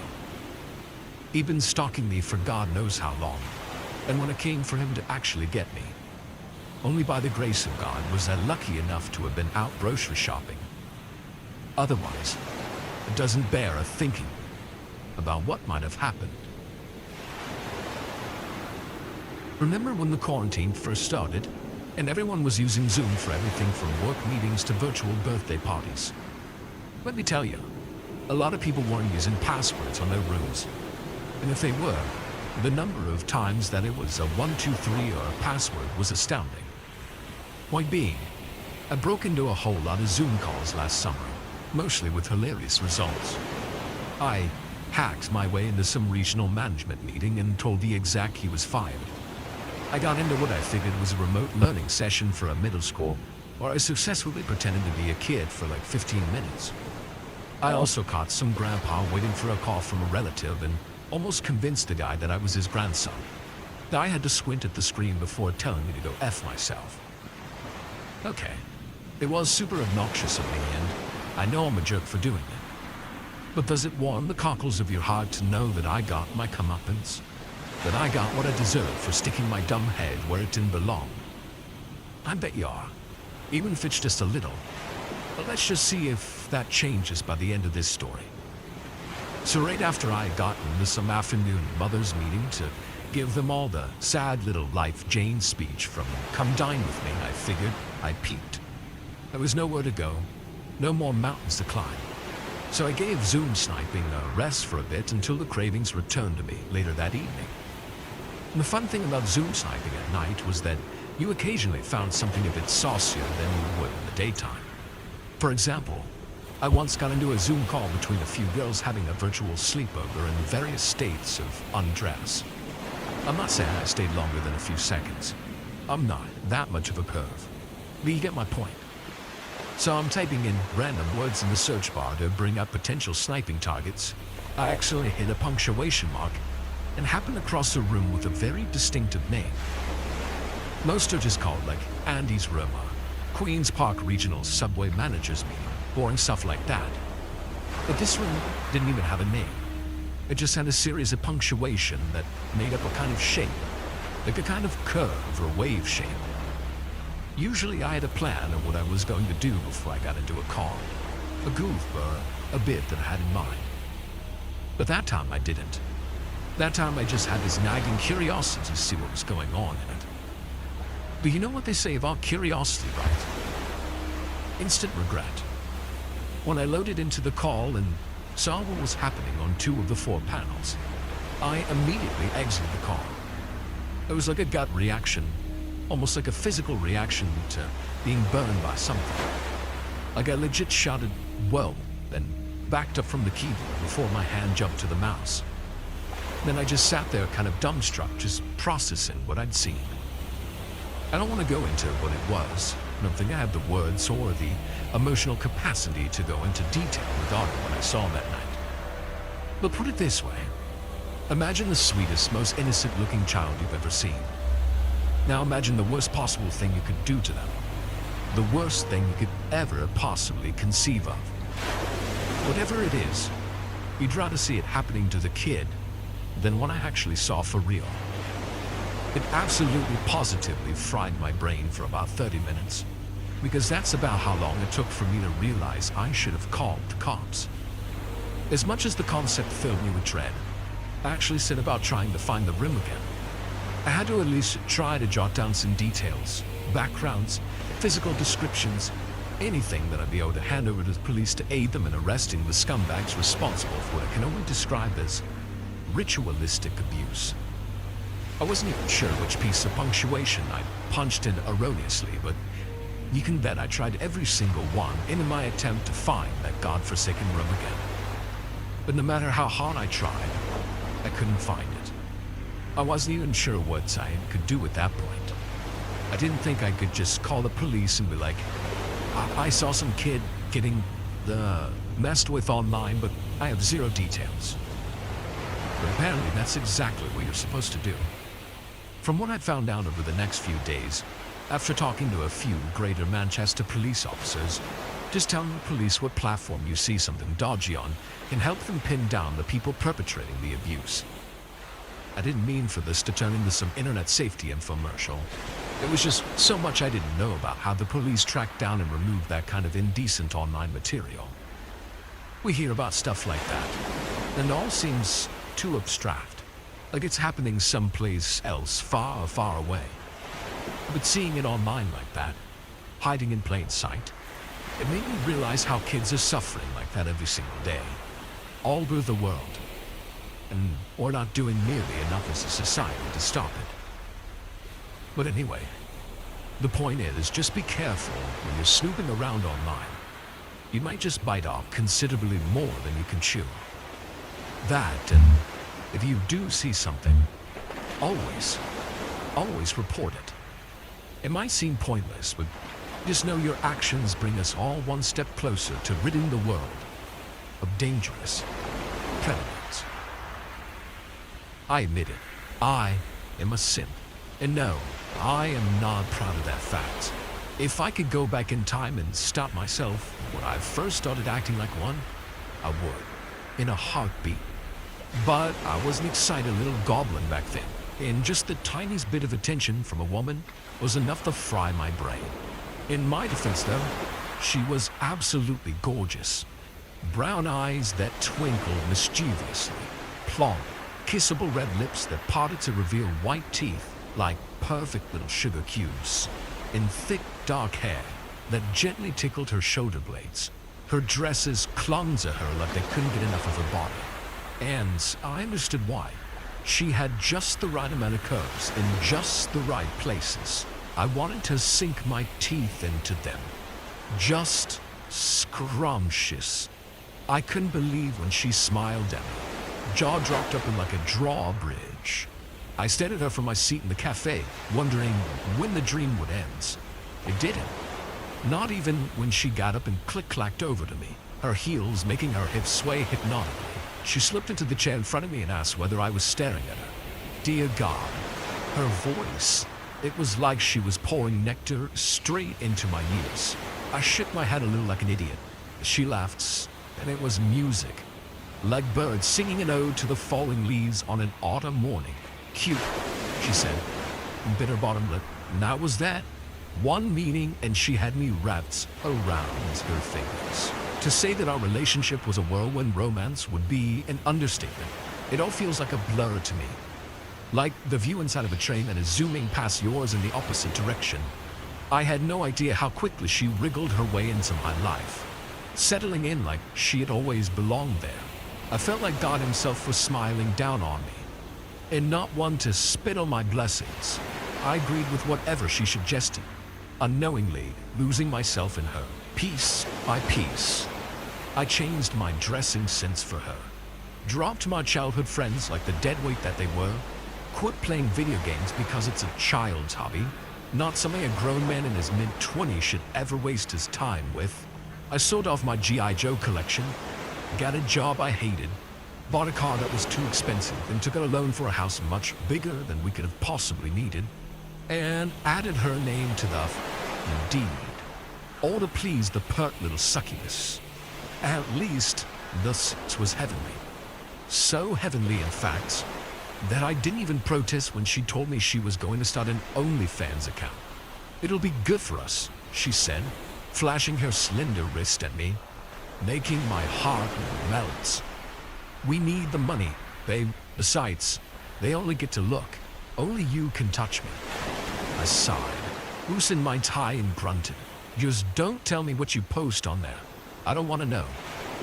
She squealed with joy and jumped onto my lap, reminding me why I was putting up with all this shit in the first place. That's when things started to go wrong. Terribly, horribly wrong. I would wake up from nightmares I would never remember, more exhausted than I had been when I crashed into bed. That would get soaked to the wood with my sweat. I began sleeping longer but had absolutely no energy during the day. My skin was losing its color. My eyes had dark circles, deep like gorges, and my hands would tremble with weakness. At first, I chalked it all up to stress. I was overworked, without friends, stuck in a superficial relationship, and burdened with staggering financial obligations. Of course, my body was finally starting to give out. I wasn't a machine after all, was I? But then, the bruises started to appear. On my hands, thighs, back, knees, elbows, my body was being dotted with these little red marks that would inexplicably appear each morning, and they would hurt, like the bite of a fire ant. She had no clue what was causing this, but I did. It all began with that damn OnlyFans account, and I knew I was going to get my answers there. I quickly set up an account and subscribed to hers. But to my utter disappointment, there was nothing out of the ordinary there. Just lingerie pictures, a couple of full-body nudes. That's it. Nothing that would explain what I was going through. This was because she had another account under a pseudonym, one that she never told me about. Thank God for my connections to the IT sector. I was only able to track it down thanks to them. As soon as my phone buzzed with the message telling me about her other account, I ran into the bathroom at the office and locked myself in the first empty stall. I wiped the sweat off my hands and unlocked my phone. With shaky thumbs, I made the payment and got access to her account. And what I saw made my head spin in fear. Just the most bizarre collection of pictures. Animal skulls mounted on some sort of a greasy altar. Candles arranged around a strange chalk diagram on the floor of our basement. Grainy photos of rotting carcasses of animals with their entrails ripped out and laid in a circle around them. Close-up pictures of accident victims in their cars. Arms cut off, flesh burnt black, skin melting off, eyes crushed to a vicious jelly. How the fuck were these photos up? How did she even get them? Why had the folks over at OnlyFans not deleted them? I could feel bile rising up in my throat as I scrolled past those pictures. And the comments to these pictures were just as confusing. Strange symbols and squiggly lines that I'd never seen on a fucking keyboard made up these comments. All of them, hundreds of comments, all in what seemed to be a completely new language. But what terrified me the most were the videos. A primal terror clutched at my chest as I watched those videos. Unlike the pictures, she starred in each and every single one of them, as did I. Some of them were innocent enough. They'd start with her holding the camera and pointing it at her face. She would bring it closer and closer to her mouth until her blood-red lips were almost touching the lens. And then she'd start whispering. I plugged in my earphones and turned the volume up to the max to hear what she was saying. But it was utter nonsense. I couldn't make heads or tails of it. It sounded like no language I had ever heard, yet scared the shit out of me. It was like she was running her tongue around inside my ears, threatening to condemn me to a fate worse than death. She would then walk over and stand over my sleeping form. The video would now speed up and she would stand over me for hours. Hours, as I tossed and turned, tormented by my nightmares. She would stand over me, pointing the camera down at my face. I took a second to calm my heartbeat, which thumped against my chest, my ears, and my temple before moving on. Another video. This time, the camera was set up on a tripod next to my bed. She was there again, hunched over my sleeping form. But this time, she didn't just watch. She bent over, splayed my forearm out, and drove a little needle into it, quickly licking the drops of blood that bubbled out before turning and grinning at the camera, the greenish night vision making her eyes gleam. I gasped and almost dropped the phone. There were so many of these videos, her injuring me, licking the blood off and grinning at the camera. Literally hundreds of them, all with the same scripts. Then I moved on to the most recent video. The screen flickered to life and our basement came into view. It didn't look like anything I was familiar with. Lit up by candles that bathed the room in a dull orange glow. The entire basement had been turned into some sort of altar, like the pictures I'd seen earlier. Unclean cattle skulls were strewn across the room. The floor was slathered with squiggly chalk lines set up in strange symbols. Tapestries with dizzying designs embroidered on them hung from the rafters, and smoke arose from somewhere off-screen. In the middle of it all, though, was the love of my life. Nude, with her entire body soaked in blood, she was writhing on the floor, touching herself and moaning in a hoarse and guttural voice. Propped up on a small table in front of her was a framed picture of me, with the eyes burnt off, probably with a cigarette.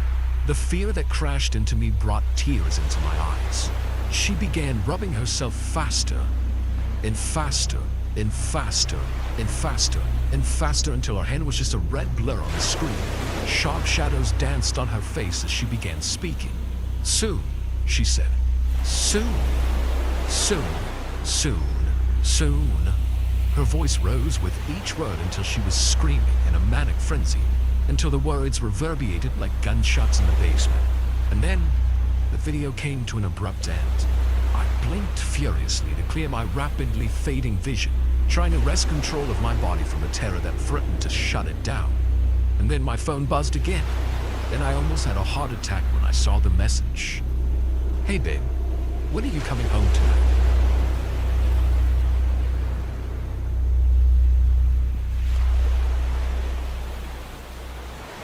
Something terrible is happening to me.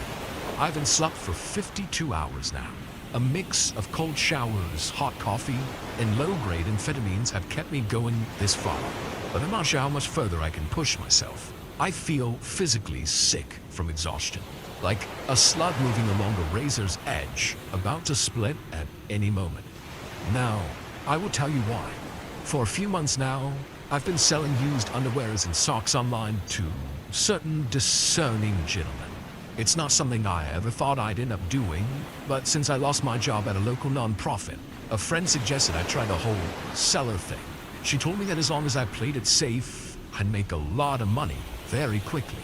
She was right. Certain guys pay a lot of money for a girl's used underwear, and even worn socks can fetch high prices. But there can be one major problem. Some guys get way too attached. And when they get attached, they want to talk. They want more personalized items. They want more. That doesn't necessarily mean they get aggressive or overly pervy. Some guys just like having a girl to talk to, since they're too shy or awkward to talk to one in real life. I get that, I really do. But sometimes it's just such a drag. But one customer was different, very different.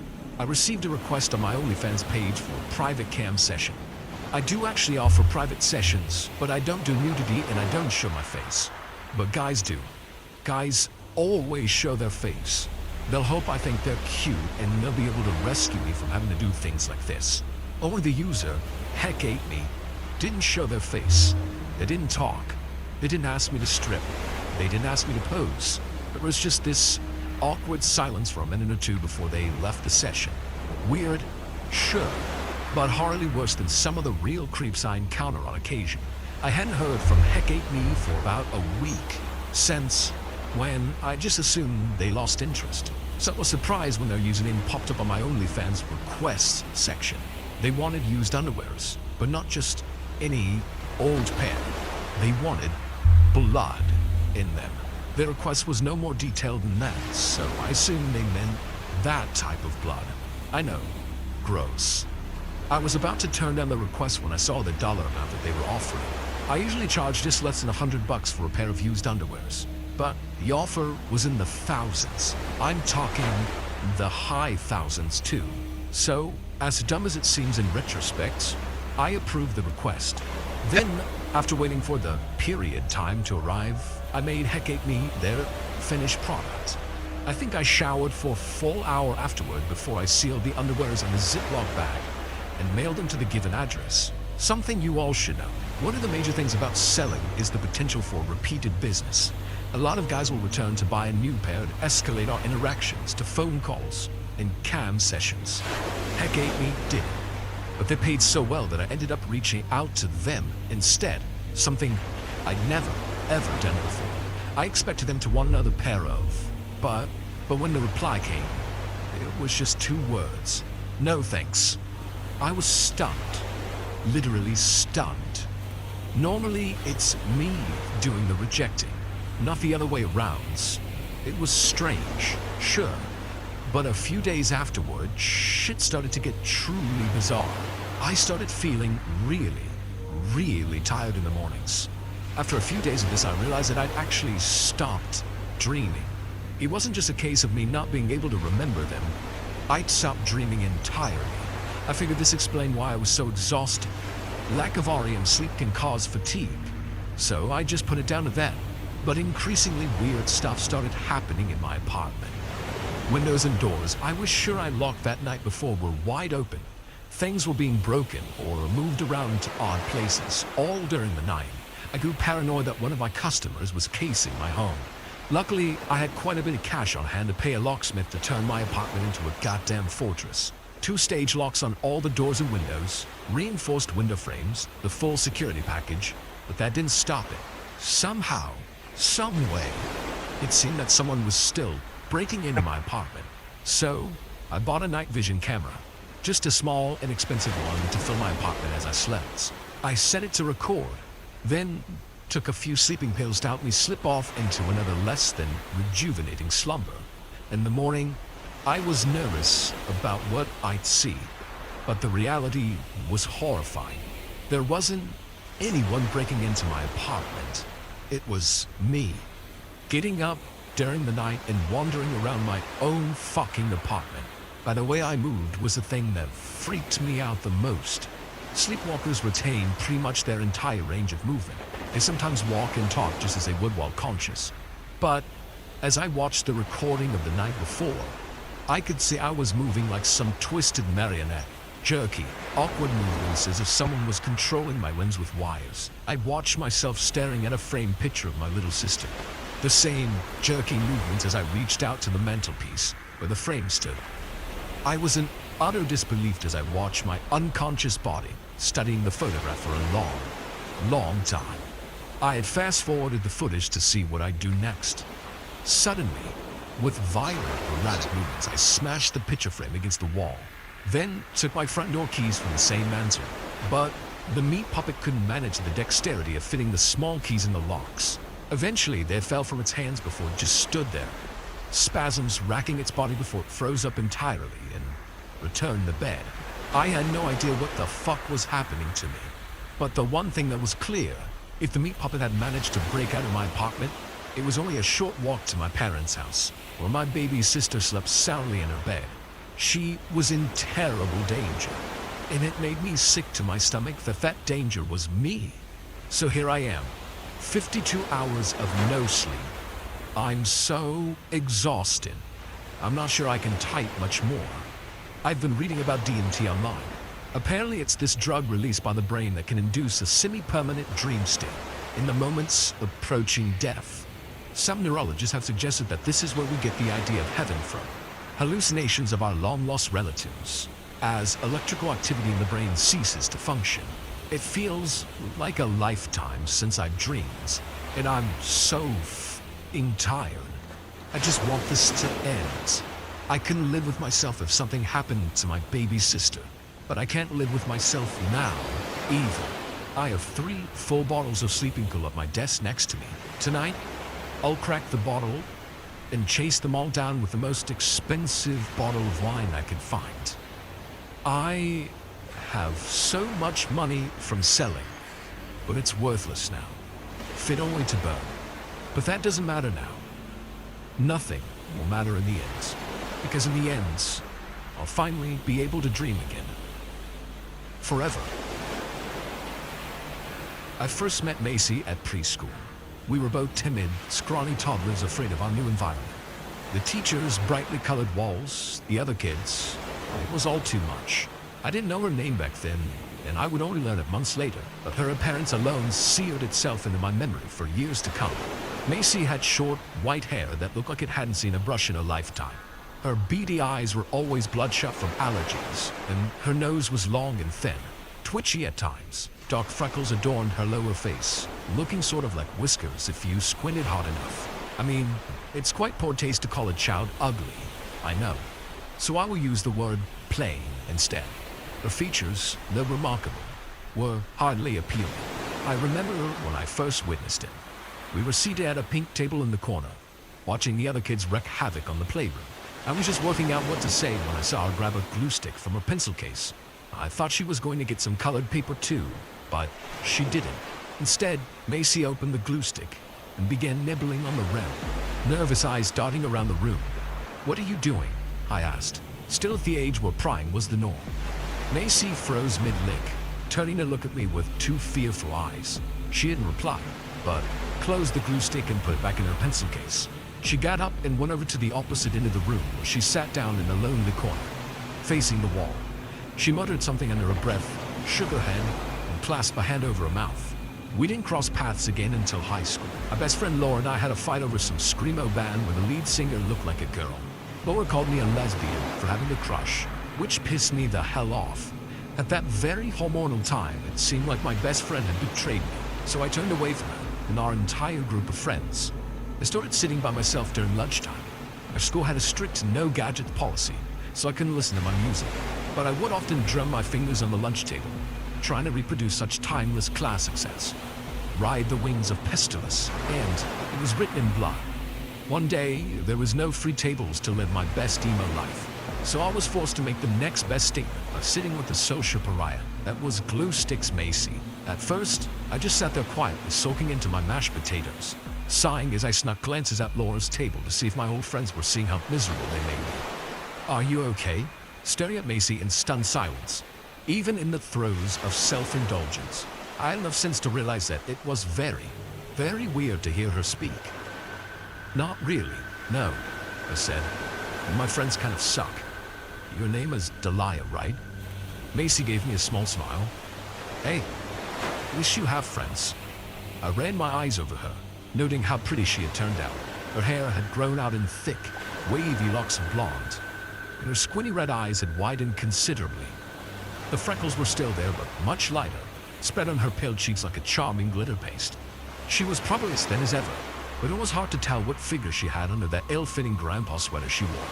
We started hanging out, sitting together in shared classes, doing homework after lunch. It was a friendship of convenience, but mostly to me. I would sit there gushing over boys in skinny jeans and makeup, or bitching about Laura for hours as Macy stared at me, nodding every once in a while. She seemed genuinely interested in what I had to say, and though she offered little to no feedback, it gave my teenage self a lot of validation just having her there. We were hanging out in my room one day when I decided to put on some music. I'd actually spent a good bit of time on a mixtape of my favorites, hoping to get Macy into the genre so I could dress her in band t-shirts and line her eyelids with coal. The moment the generic scream started up, Macy jumped up from my bed, eyes fixed on my old stereo. "No, no, no, no, no, no," she stammered, running over to the device. "What's wrong?"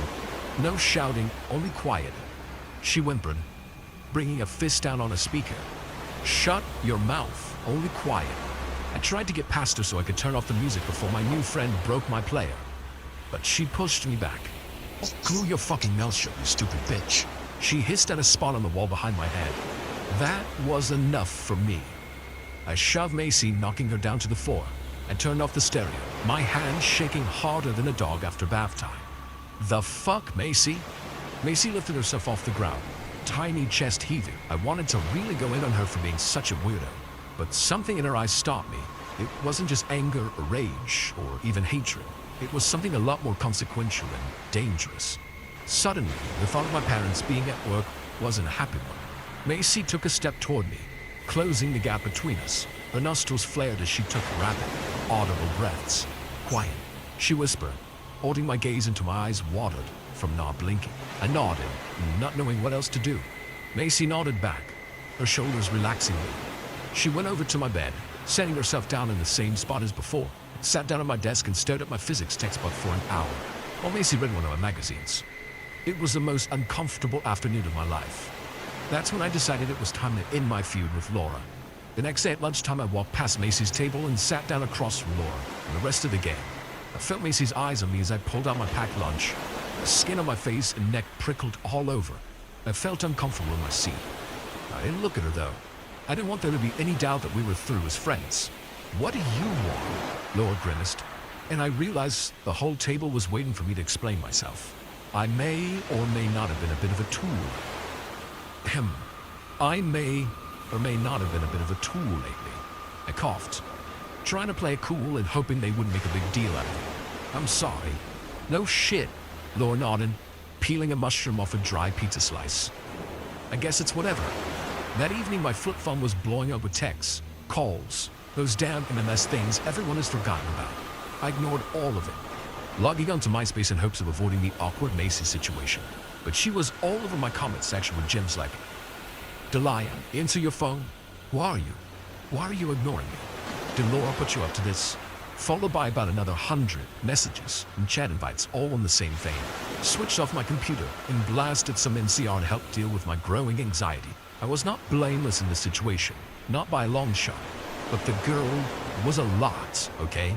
It was a shitty thing to do, leading her on to get back at Laura, but kids do much more worse on a regular basis. I was guilty of being self-centered, but that's about it. I decided to talk to Macy the next day. It wouldn't be easy, and I was dreading her reaction as I recalled her screaming at my stereo. Either way, this had to be settled. Next morning, I stopped by Laura's house on the way to school. We usually walk together, though we obviously stopped since the fight, and was surprised to find no one home. I was really hoping to talk through the whole situation with my bestie, but it would have to wait. I ended up getting to school late, rushing through the half-empty halls to get to my locker so I could grab a textbook. Threw the metallic door open, blindly reaching inside with my hand grazing something cold, and I recoiled in horror. And then I saw it. A plastic takeout plate with, an arrangement.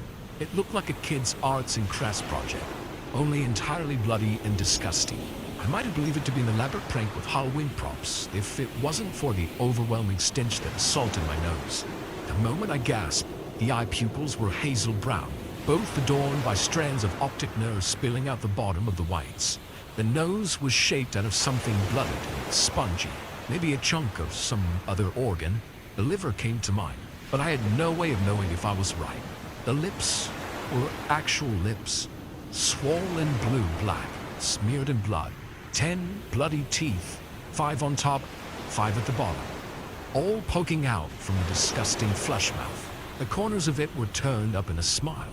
Wanted to run to the bathroom so I could throw up, but I couldn't pull my eyes away from the macabre display.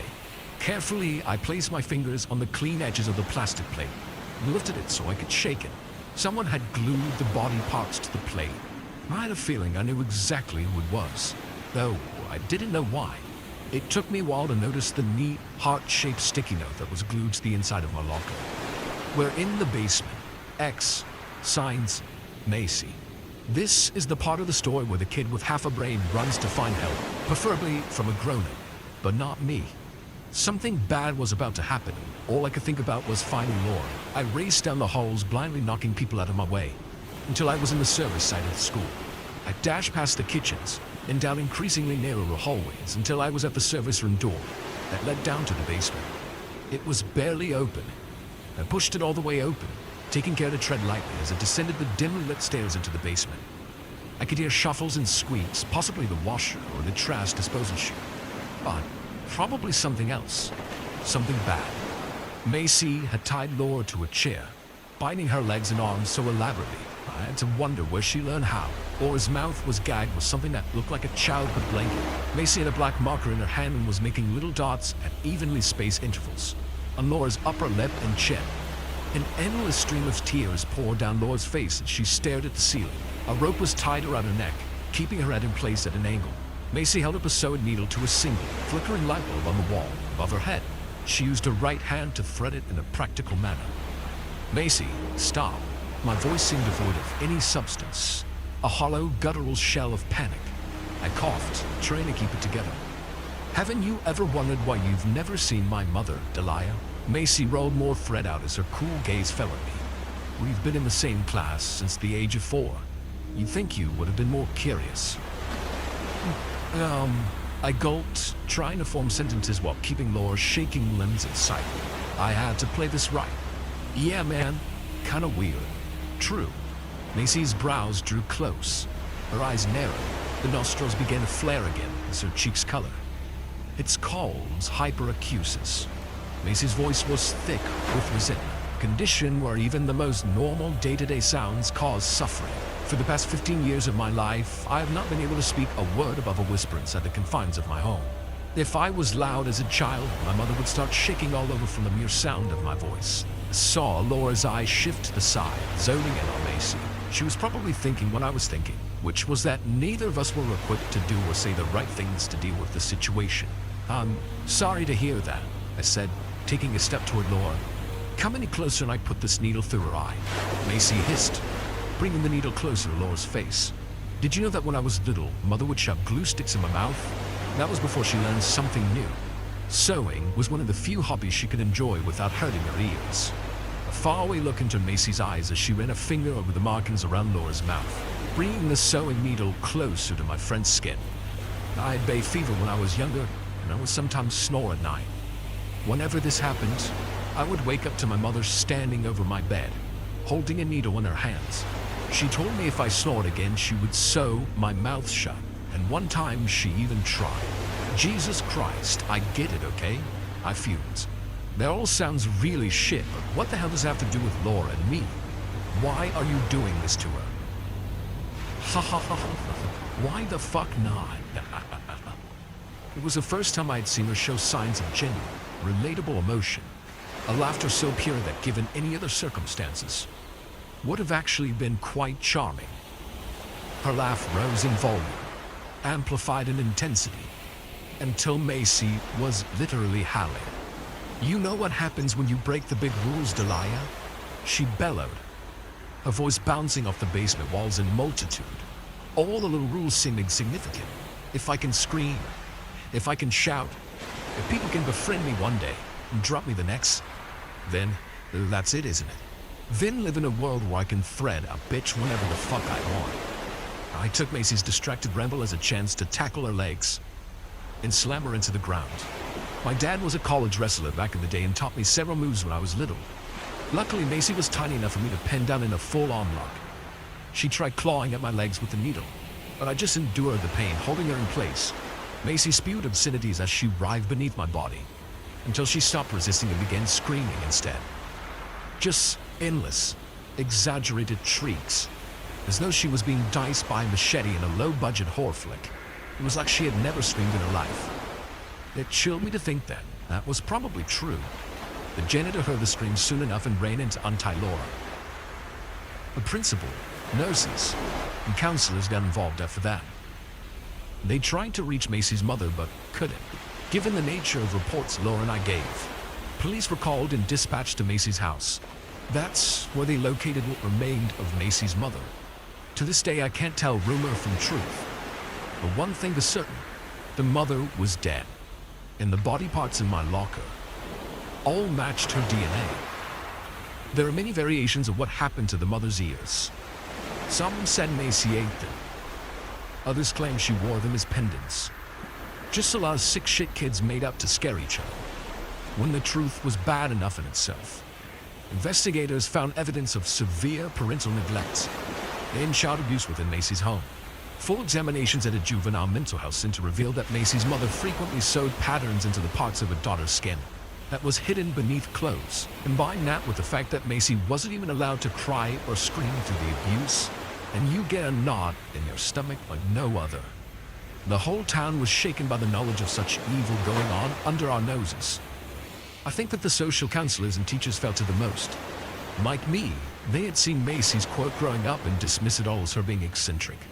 Luckily, there was a big movement to relocate Macy to the best treatment facility in the country and change her identity, so she wouldn't have to have a record when she became adult. It makes me happy to know that wherever she is now, she is no longer known as Glue Sticks Macy. Being a girl who plays video games can be pretty tough sometimes. Note that I said girl who plays video games and not bloody gamer girl, since that term seems to be now irrevocably associated with dirty bathwater and a Twitch dark turn scam artist. That's just one of the things you get. Others just assume you're trash at the game because of what's between your legs. The only time I ever get any real respect from guys is when I prove I'm actually good at the game we're playing. Not that all guys are like that. I'd actually say that most don't really care that I'm a girl, but when it gets bad, it gets really bad. And sometimes that's all it takes to ruin the experience for me completely.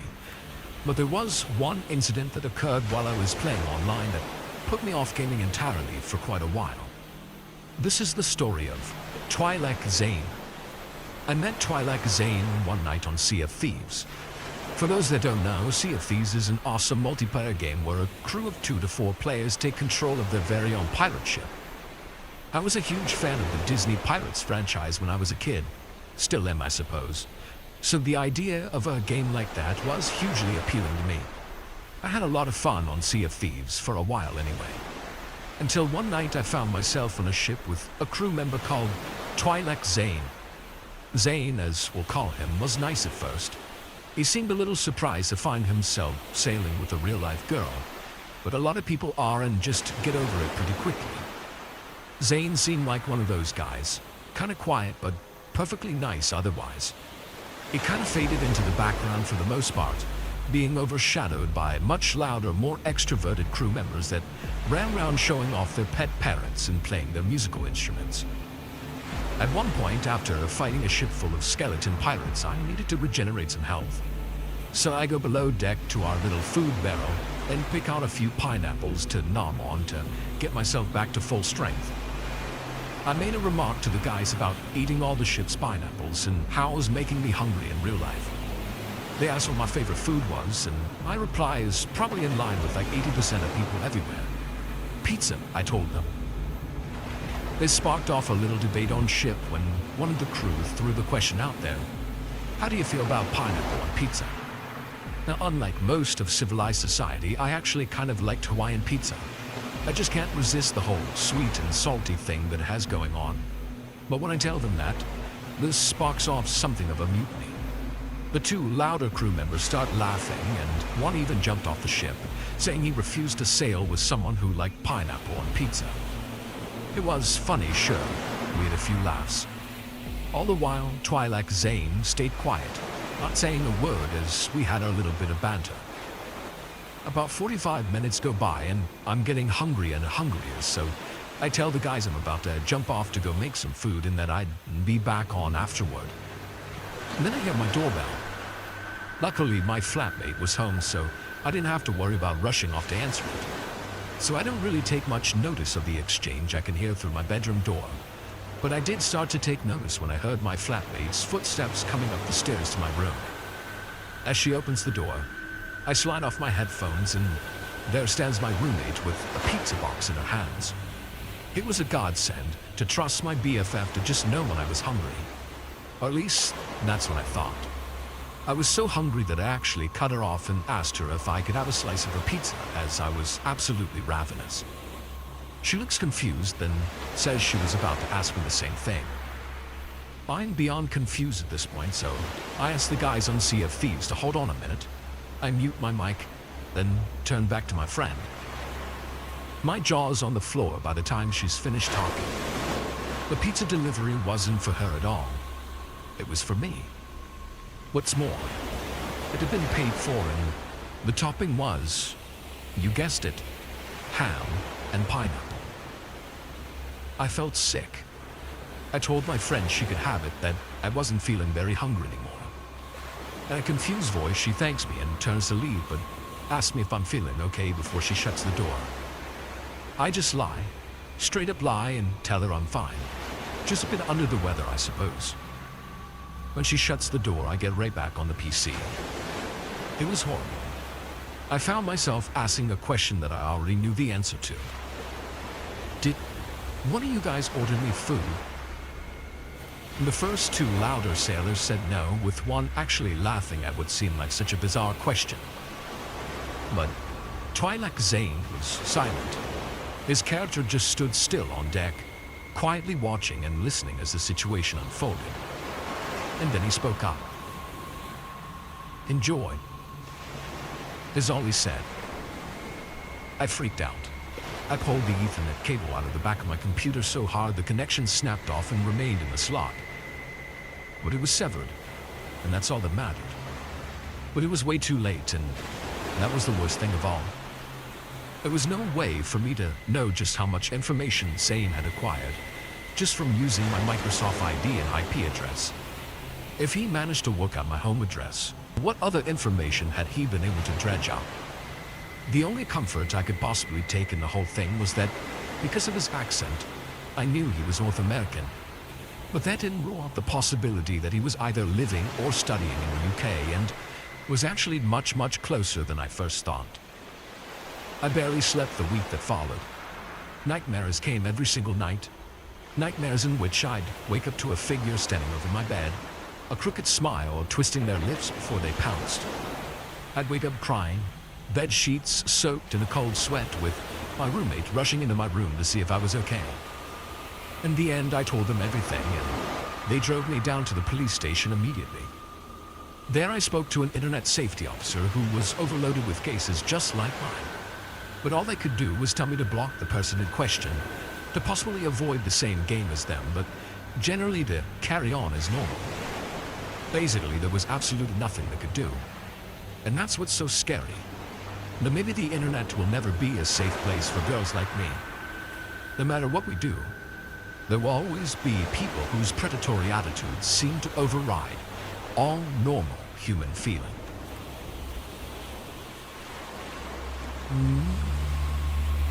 This happened on a weekend, dead in the middle of winter. I'm an only child and 7 years old. This night, my parents finally agreed to my pleas to go to Chick-fil-A for dinner.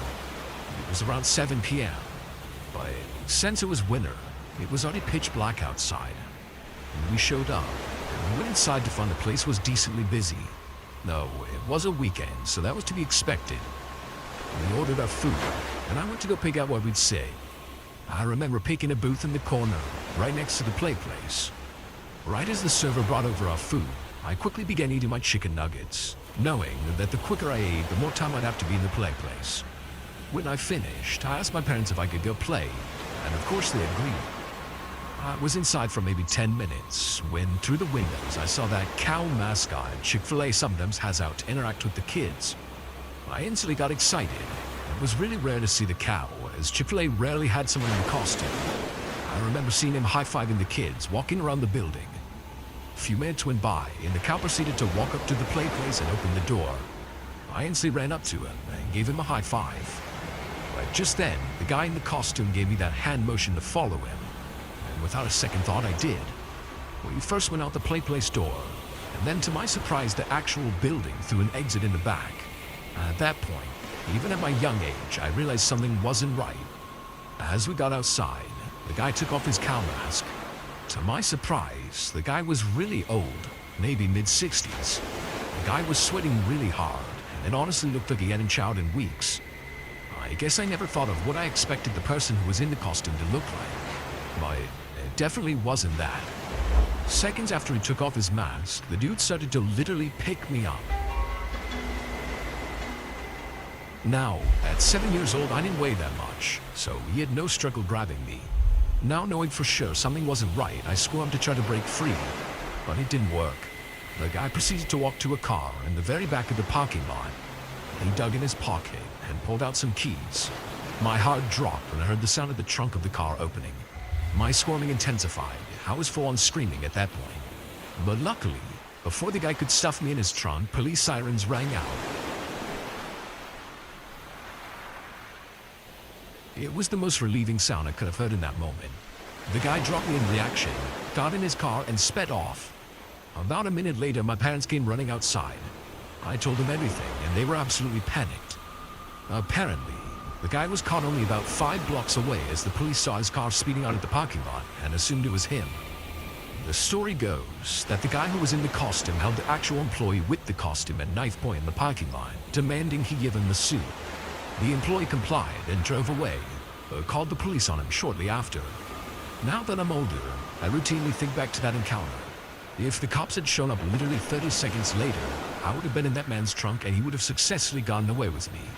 As far as I know, the guy was put in prison, and still is to this day, for multiple attempts of child abduction.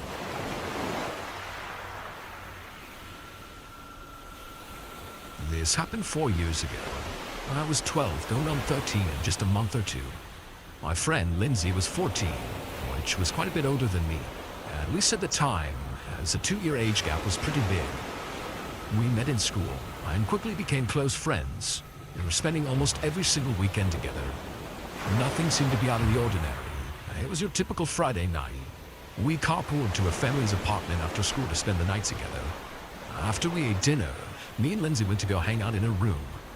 Now, Lindsay wasn't always a positive influence. She had a habit of talking to older guys online and lying about her age. Lindsay showed me some texts between her and a man she was talking to. I don't remember exactly what they said, but they consisted of him trying to convince her to meet up with him, and just the usual things you'd expect from a creep online. According to him, he was 19, tall and blonde, and once I saw the texts, I asked for a picture of him.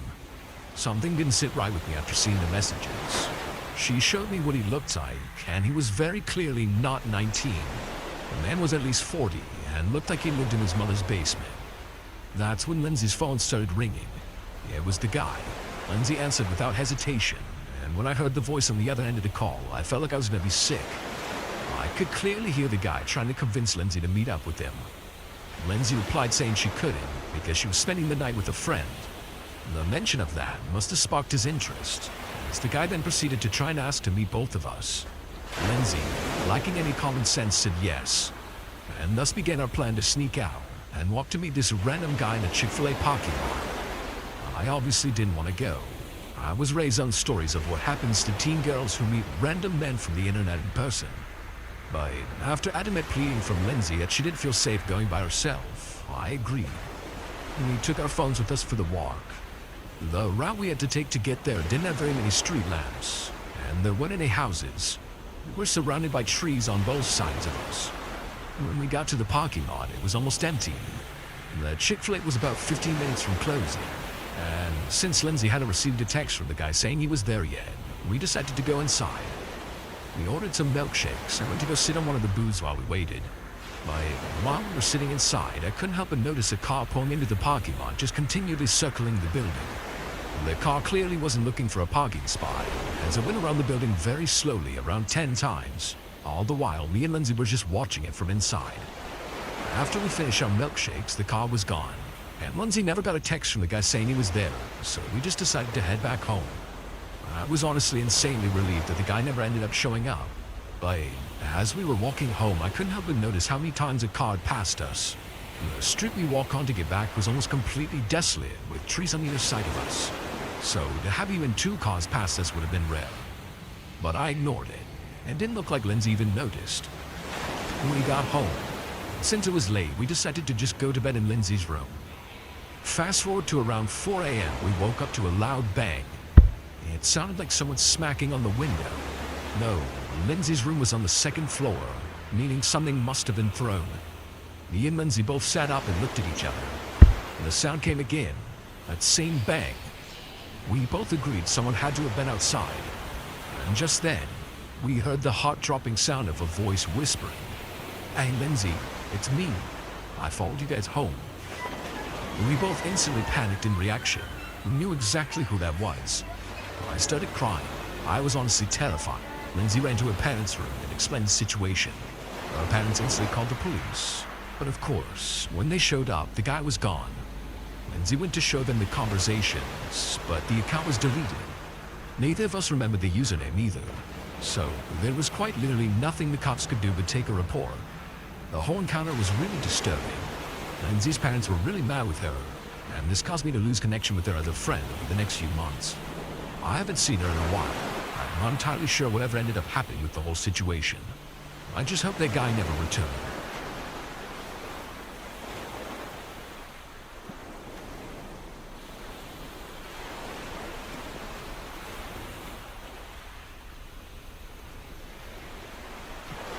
This happened a few months ago at a Chick-fil-A in my hometown.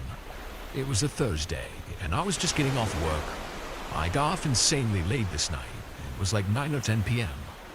I decided I wouldn't have time to make myself food before I went to bed, so I just went to Chick-fil-A on my way home. I pulled into the parking lot and went inside. I ordered my food and went to a table near the back to wait for it. I couldn't help but notice how little people were actually inside the Chick-fil-A this night. There were like 5 other customers, which is insanely rare for Chick-fil-A, at least the one I go to. Now, I should add, I'm 23 and female. After a while of sitting in my spot, a strange guy walked over and placed a full cup of soda on my table. He said something about how he finished his food already and didn't drink any of his drink, but didn't want it to go to waste, so he was giving it to me. Though he was mumbling the whole time, he could barely even hold eye contact with me.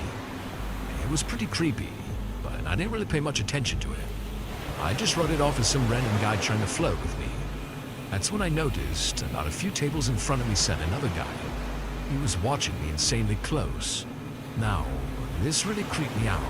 I really didn't like the feeling of somebody just watching me eat like that. The dude just continued to sit there, watching me almost the whole time I was eating, even though he had no food in front of him. Finally, a few minutes later, the dude left the building. At this point, the place was almost closed, and I was the last customer inside the building. I was still insanely creeped out. I grabbed my trash, along with the drink that guy gave me, and threw it all out. I'd asked one of the male employees if he could walk me to my car, and proceeded to explain the whole situation. The guy was really understanding, and he instantly dropped what he was doing to walk me out. We got outside, and I proceeded to lead him to my car. We kept walking, and that's when I saw 2 men crouch behind the other side of my car that wasn't visible from the building. I almost screamed, and they started to get up out of their crouching stance, slowly walking towards me. That was until they saw the employee that walked me out, and one of them quickly said, sorry, we have the wrong car. And they walked off. They were the same guys from inside the Chick-fil-A. I knew they were. One was the guy who handed me his drink, and the other was the guy who was watching me. I instantly called the cops and explained everything. Though, I left shortly after, as I was pretty shook up over the whole situation. I was never actually made aware if those 2 guys were ever caught. All I can assume is they tried to drug me with whatever drink they gave me that night, all in an attempt to make it easier to kidnap me.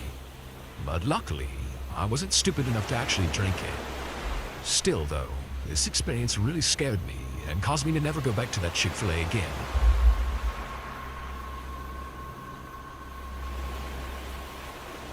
I woke up one evening and looked outside my window.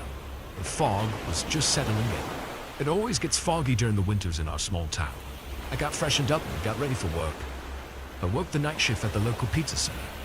As I got ready for my shift, my eyes fell upon an old family photo. It always brought a smile to my face. That photo was the last memory I had with my parents before they met with an accident and passed away last year. I got in my car and started driving to work. The fog was thick that night, and the smell of burning wood from the local farms around the town settled in the air. I liked it. It reminded me of the late-night drives my dad used to take me on when I was a kid. I reached work and met my friend Lizzie as I entered. The fog has never been so thick, she said. It was a Thursday night, and I didn't expect a lot of deliveries on that night.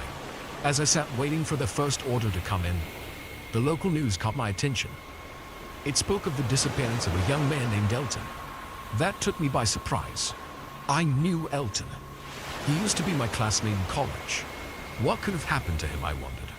This was the second missing person case that had sprung from our town this month. What's wrong? Lizzie asked as she saw my face watching the news. I knew him. Elton and I were best friends in college. I replied to her, well, I hope they find him. Lizzie said, anyway, the first set of deliveries are ready. I picked up the pizzas and started making my way out. Be careful. The visibility tonight is low. My manager said to me as I walked out the door. I strapped the pizzas to the front seat of the car. I had 2 deliveries to make, and sadly, they were both in complete opposite directions. I sat in the car and looked at the 2 addresses I had delivered to. The first one I knew, but the second one, I had never been there before. In fact, I never even knew that people lived at that location. That's strange, I mumbled to myself. I'd grown up in this town and had been living there for 21 years now, and not once have I ever heard of or ever been to a house in that location. That part of town was supposed to be abandoned as far as I could remember. Moreover, the address seemed incomplete. I figured I'd just have to get there and then find the place. I didn't overthink it and started driving. After all, I cannot afford to be late. Pizzas need to be delivered hot. With no time, I reached the first location and delivered the first pizza. The old lady who ordered gave me a nice tip. I got back in my car and started heading towards the second location. As I drove down the cold, misty night, a sense of anxiety kicked in. Like, as if I knew something was not right. Something was off. I couldn't figure out what it was. Just a bad feeling. This second location was on the outskirts of our town. As I reached closer, the roads got more and more narrow and rough. After a certain point, there were no streetlights, too. I had to completely rely on the headlights of my rusty old wagon. As I drove through the darkness, the car suddenly started to vibrate until the point where it stalled. I knew I should have changed the battery this week. Thought to myself. My car had stopped, and I was in the middle of nowhere. I kept playing around with the battery until it finally started, and boy, was I relieved. I'm not one to get scared easily, but if I'm being honest with myself, it was indeed an eerie night. After driving for a while, I finally saw the house in the distance. It was an old, abandoned mansion, or at least, it looked abandoned. Who could possibly live there? I said to myself. I reached the front of the house, picked up the pizzas, and got out. By this point in time of night, the fog was so thick I had to use my phone's flashlight just to watch my steps. There was not much light around. The whole house was covered in darkness, with the exception of a dim yellow light coming out of a single window. I could hear wild dogs howling in the distance. I approached the front door of this huge old mansion and rang the bell. Turns out, the bell never rang. It was not in working condition, so I knocked. I heard the sound of wood creaking, along with heavy footsteps approaching the door. As the door opened, I saw a big middle-aged man in front of me. He was pretty well built and had a long beard. His face was covered with small scars. They looked as if he had been scratched. He had a blank look on his face and just stared at me without saying a word. After a few seconds of awkward silence, I cleared my throat and said, your pizza, sir?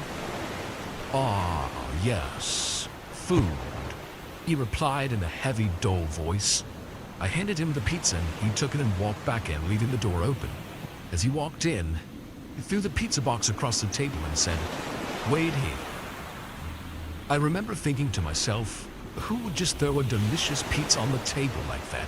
The action was pretty rugged, like as if he never really wanted the pizza. He walked deeper into the house to get the money for the bill, I assumed. With every step he took, the wooden floor creaked.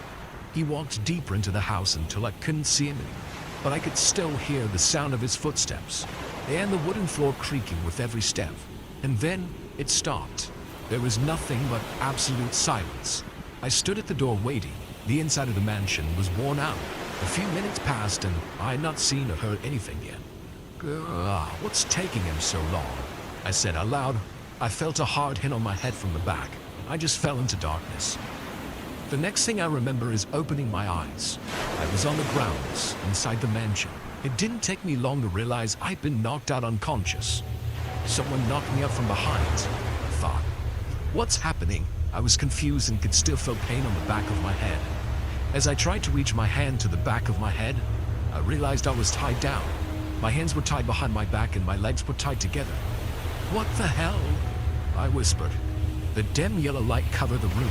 I looked around and saw the pizza on the table. It had not been opened. Suddenly, I heard a husky voice. "Ah, you're awake." And as I looked to my right, I saw the man standing at the end of the hall. He slowly walked towards me as his face came into the light. I saw the most wicked smile I'd ever seen on his face. Fear kicked in. "Why am I chained? Let me go." He put his fingers to his lips and went, "It's time to eat," he said and walked into the other room, which happened to be his kitchen. "What? I'm not hungry. Let me go," I shouted. I heard the sounds of rattling plates and spoons from the kitchen. It stopped and he walked out. He walked out with a meat knife in his hands. A chill ran down my spine as I looked at the knife and his bland face staring at me. I started to tremble with fear. He came closer and bent towards me and said again, "It's time to eat." and he stabbed the knife into the back of my leg. It was in this very moment I realized what he meant. He had said, "Ah, yes, food." When he had opened the door for me, he was not talking about the pizza I came to deliver. I was the food.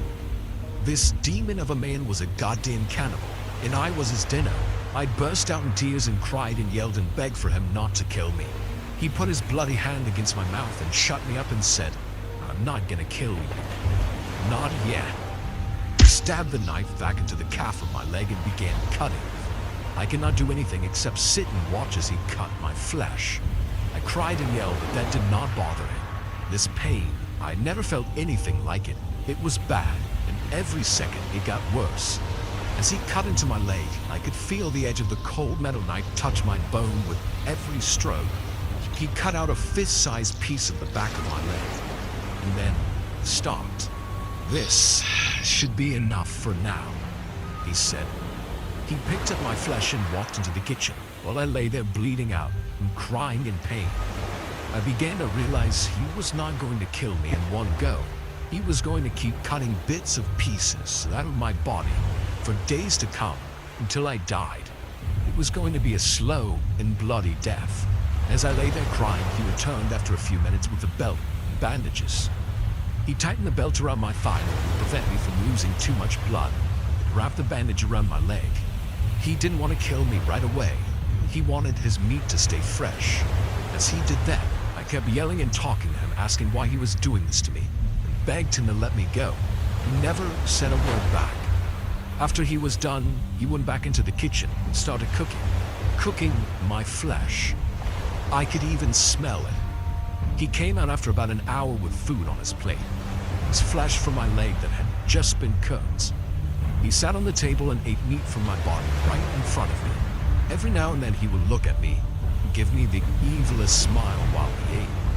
After he was done, he walked up the stairs and went to sleep as I lay there in excruciating pain. My pants were soaking wet because of all the blood on the floor.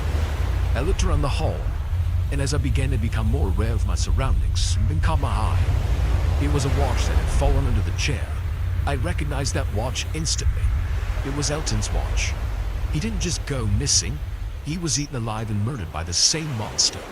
I realized I was not his first victim. He had done this before, to God knows how many poor innocent souls. That would probably explain the scars on his face. Somebody tried to escape and ended up scratching his face in the process.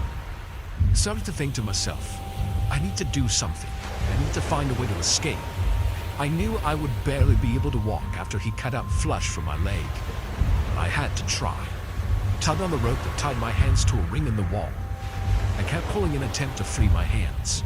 I pulled, and then I felt a sudden jolt of intense pain. I had just dislocated my wrist, which only added to the already existing pain in my leg. I cried softly. As I leant forward in disappointment, my hand slipped out of the ropes.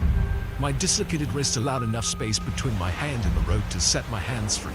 Although I was in pain, I had a sense of hope now. I gathered the courage and started untying the rope on my legs. I tried to stand up, but the pain was too much. I had to balance myself on one leg. I started limping around the hall as quietly as I could. I started searching for my keys and phone.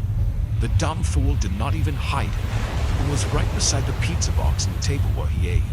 I grabbed my keys and phone and instantly thought, Elton had bent down and grabbed his watch. As I made my way to the door, I peeked into the kitchen. What I saw scarred me for life. Glass jars filled with remains of human body parts. Eyes, teeth, blood. I saw pieces of rotten skin all over the kitchen counter. I nearly threw up. Took a step back and poured. The goddamn wooden floor. Immediately, I heard footsteps coming from above me. I had woken him up. I heard him walk towards the staircase. I knew I had to get out of there, and fast. I lit my way to the door as fast as I could. I opened the door and stepped out. As I looked back, I saw the cannibal. He was halfway down the stairs already. No! He yelled at me. I made my way to the car as fast as I could. I opened the door and slammed it shut behind me and locked it. As I looked to my left towards the house, it was gone. And just as I began to think I'd escaped, he slammed the window to the right of my car, broke it, reached for me. I put the keys in the ignition and turned it, but the car never started. "That bloody battery," I yelled. The cannibal reached for the door lock from the inside of the car, pulled it up, thereby unlocking the door. That wicked smile swept across his face again. As he stepped back to open the car door, I turned the key again and bam! I heard the engine of my rusty wagon roar. I hit the gas with my leg that wasn't hindered and drove off abruptly. The cannibal fell to the ground with the way I drove off. I could barely see what was ahead of me. It was still dark and foggy outside, but I kept driving full speed ahead. I reached for my phone and tried to switch it on. It's dead. I kept driving until I found the road. I went straight into town and right to the hospital. That was the first time that night I felt safe. The nurse quickly took me in as she removed the bandage on my leg. I saw the look of terror on her face as she uncovered the wounds. I was given a dose of anesthesia and knocked unconscious as the doctors needed to operate on my leg. When I woke up, it was a bright day. As I opened my eyes, I was surrounded by the doctor, Lizzie, my manager, and the cops. Lizzie smiled at me and said, "It's going to be okay." As I pushed forward in an attempt to see how my leg was doing, I felt absolutely nothing. I pulled off the blanket and started crying after what I saw. I didn't have half my leg. The doctor said that they could not save the leg and that they had to amputate it. My whole body went numb with the shock. The fact that I would never be able to walk again slowly sunk in. I gathered myself and explained to the cops what happened. They took my statement and began an investigation right away. They came back later that evening and told me that they found the mansion and all the gross body parts and saw the blood, but they couldn't find the cannibal. He was nowhere to be seen. I was left with a feeling of anger. I cried myself to sleep that night. I couldn't help but pity myself. The next morning, I woke up late to find a pizza with the note resting on top of it. I remember thinking, this must be Lizzie. She must have come in and left me a pizza after a shift. The nurse who was walking by at the moment smiled at me and said, "You had a visitor earlier today while you were asleep. He was happy to see you." I froze with fear as I thought, he? If this wasn't Lizzie, then who? I grabbed the note and it read, "Can't wait to taste you again. Get healthy soon."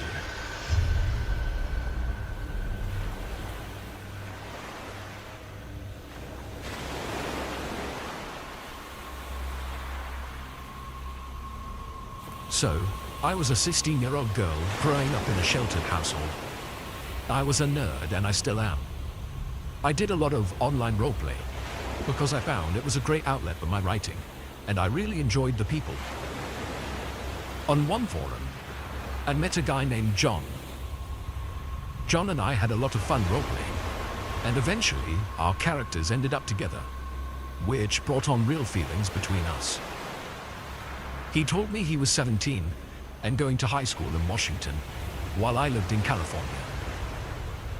We would talk for hours online, messaging one another, sending pictures back and forth.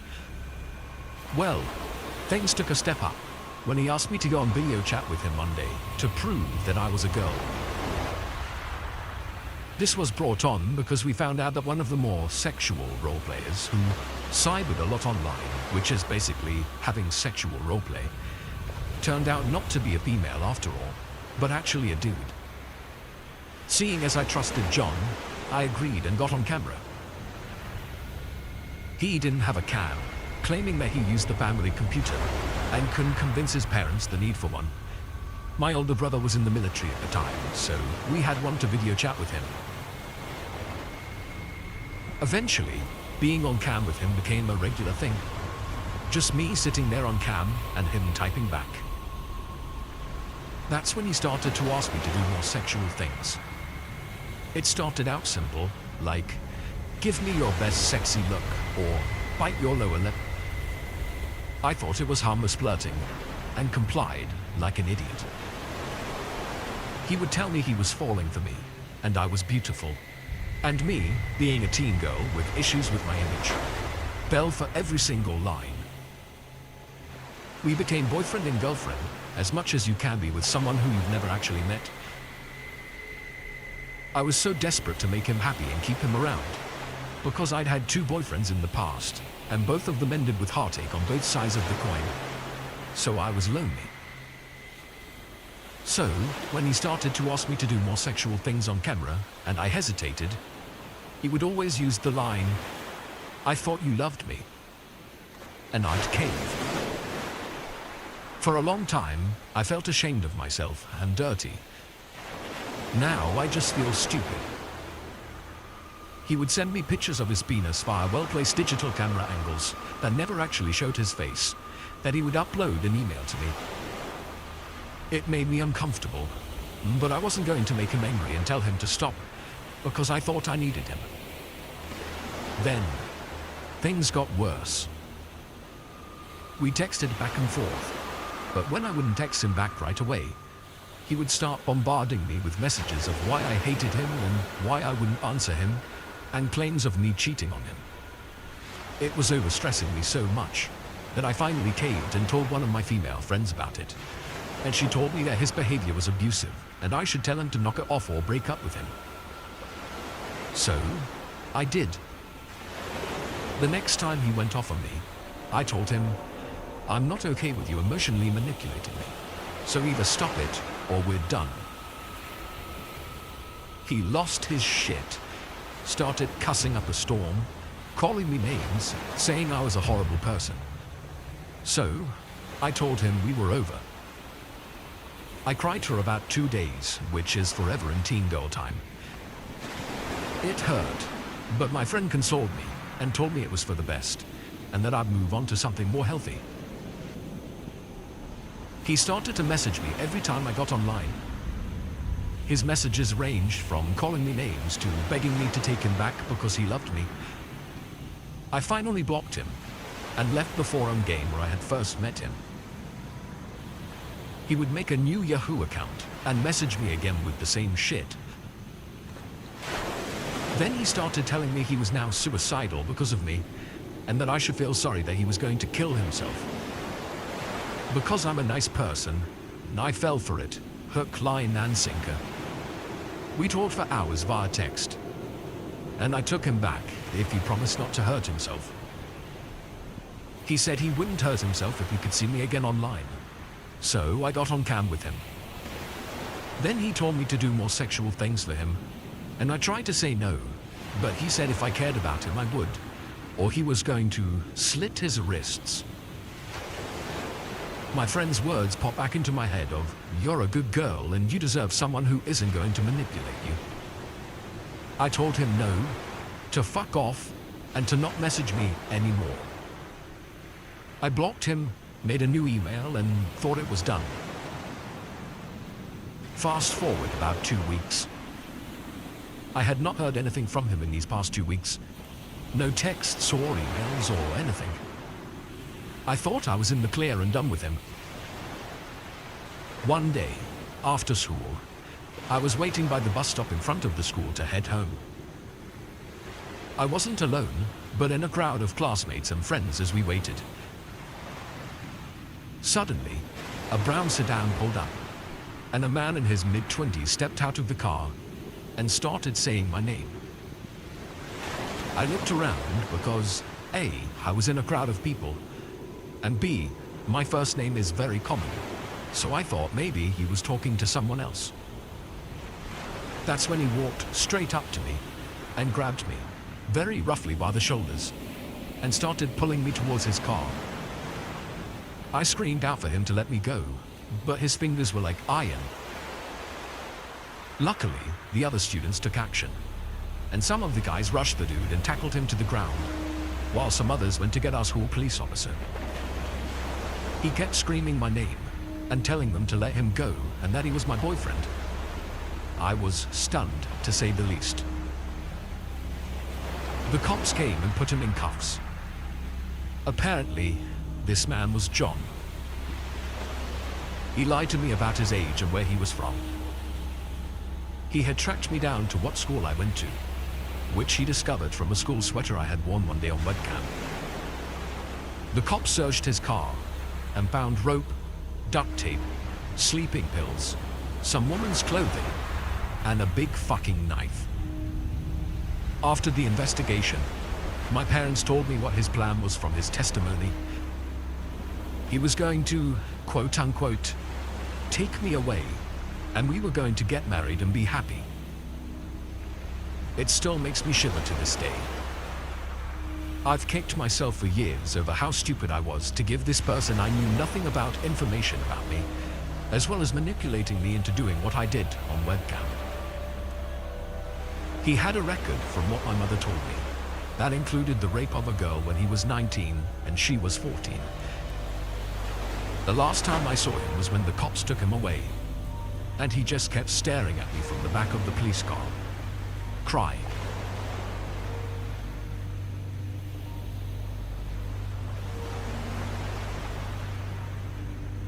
Let me first get this out of the way.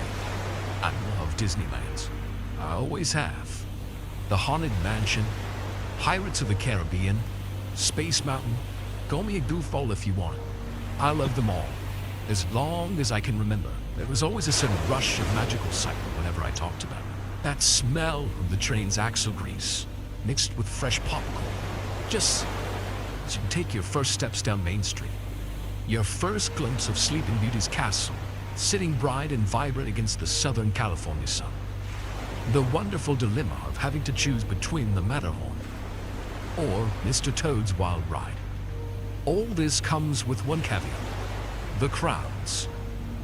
But with such great adventures about to happen, who cares? We're all there for the same reason. Well, not everyone. These feelings I have towards the happiest place on earth were ones I so wanted to share one day with my own kids. And for the most part, I have. My son, who's 10 years old, is just now appreciating the magic. Admittedly, however, not as much as I did at his age.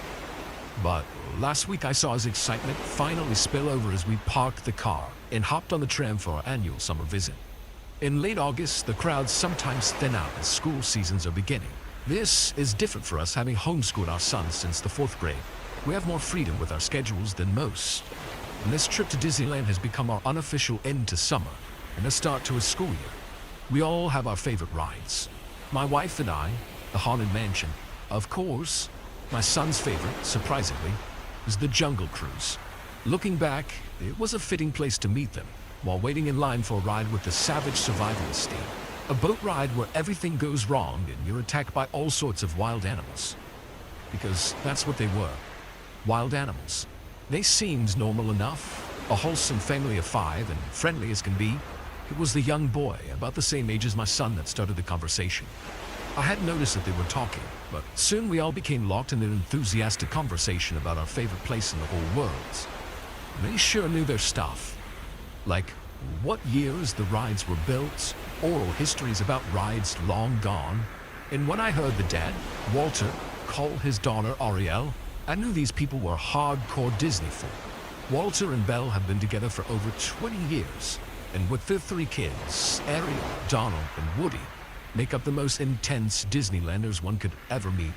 Everything about them was branded by Disney in some way or another, from the matching mouse ear t-shirts, or the branded lanyards filled with collectible pins right down to Ariel's pink Minnie Mouse sneakers.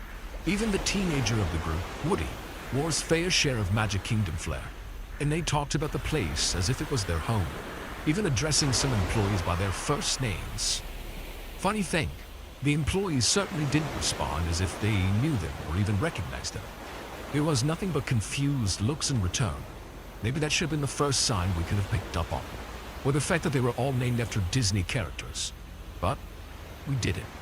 In fact, after the first ride, we became Disney pals, so to speak.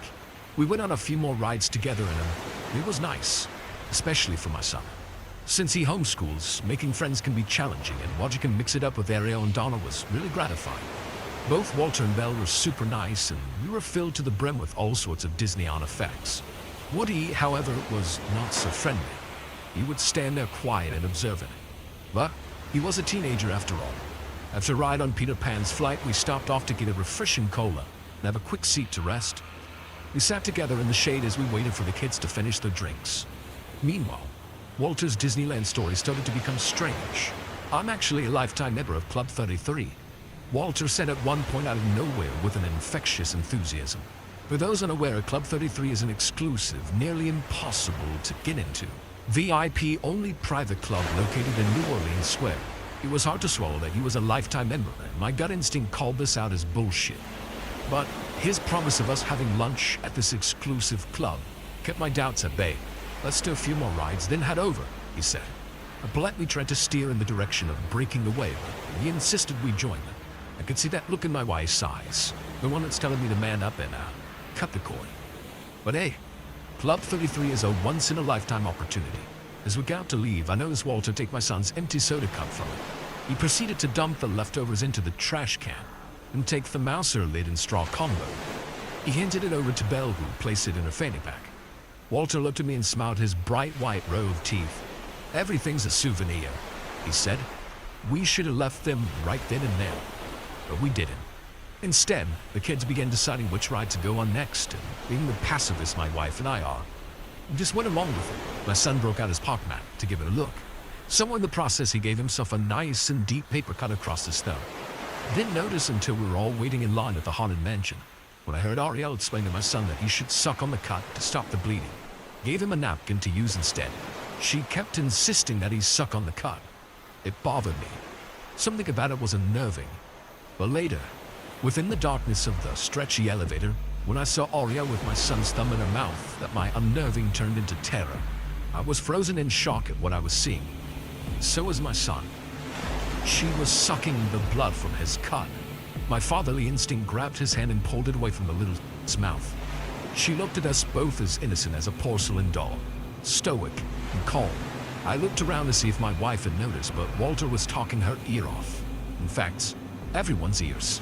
This ride was the last one Mr. Disney worked on himself before he died. He boasted out to the annoyance of everyone in line. I tried to corral my family so we could ride together, but in the non-stop conveyor belt commotion, I saw my wife ride away with Belle. I was stuck with Walter. I made sure my son was squeezed in with me. Ariel and Donald rode together. Woody rode alone. For the duration of my favorite ride, Walter proceeded to explain away details from every scene we passed through. The hydraulics and the animatronics, the techniques used to create the holograms. I learned more than I ever needed to or ever wanted, sitting there while he systematically ruined my most favorite and cherished dark ride. But even more disturbing to me was a little bloodsucker in the car behind us, and my wife sitting next to God knows what to our front. We were trapped. All I wanted to do was get us the hell off this thing and away from it. As the ride finally came to an end, the narrator's warning: "Beware of hitchhiking ghosts." I rushed us off, and that's the first employee I saw where I could find a first aid station. Who knows what kind of disease these people could be carrying? And that girl was sucking on my son's fresh cut. Walter tried to steer us toward Club 33. I took my family's hand once we were entangled amongst the crowd and changed course to Main Street. "Keep walking. Don't look back." My wife understood what I was doing and went along. We walked briskly, navigating the scores of people for what seemed like forever, hoping those weirdos were not behind us. Once we get to Main Street, I finally glanced back and saw nothing. We lost them. I nervously dumped gobs of first aid ointment on my son's thumb, explaining to my wife what I saw. "You're not gonna believe what I saw either," she replied, as I wrapped the Disney-themed Band-Aid around my son's greasy thumb. There was no time to discuss. We needed to make a decision. We ultimately decided that instead of leaving the park altogether, to head over to the sister property, California Adventure. We did pay for a park hopper pass, and those darn things aren't cheap. I let some freaks ruin our last day of summer. Fuck them. Plus, we were super hungry. We sat in the corner of the most out-of-the-way eatery we could find, and started to relax as our food digested. I told my wife about the paper cut sucking incident. She told me what she'd seen. It was just as disturbing. While on the haunted mansion, she got a glimpse inside Bella's fanny pack where she saw a clear plastic bag with stuff in it. "What kind of stuff?" I asked. "Used tissues. Gobs of matted hair as if pulled from a hairbrush. Flattened out Disney soda cups. Remnants of someone's leftover fast food from the park. What looked like to my wife a used, dry, and blood-crusted tampon. And to top this all off, our son's Mouser soda-lit straw combo that Walter had taken earlier. We sat there stunned, almost paralyzed to even move. The only thought that came to my mind was, what the fuck? Look, There's Woody. My son stood up and pointed at him. I turned to see his tall and hunched over lanky figure pass by in the crowds. He was alone.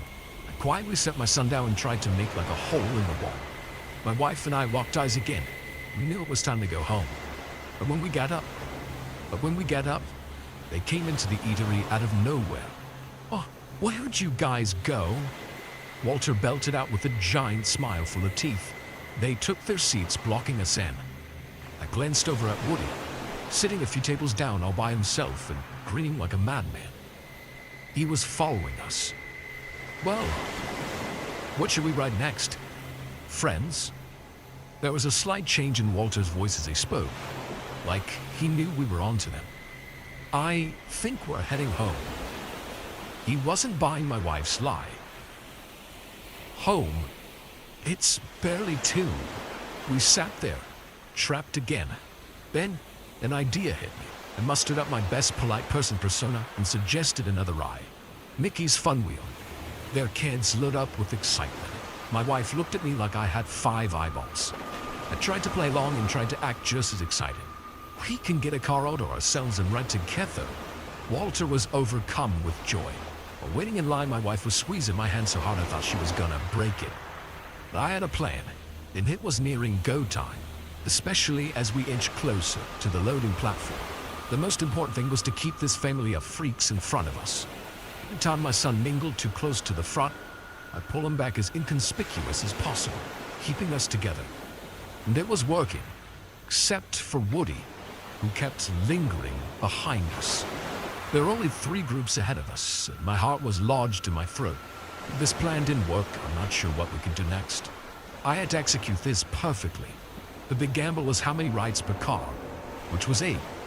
Perfect. It was our turn next to board, and I had managed to get us in the perfect position. They were to our front, and therefore we boarded first. Even that creep Woody.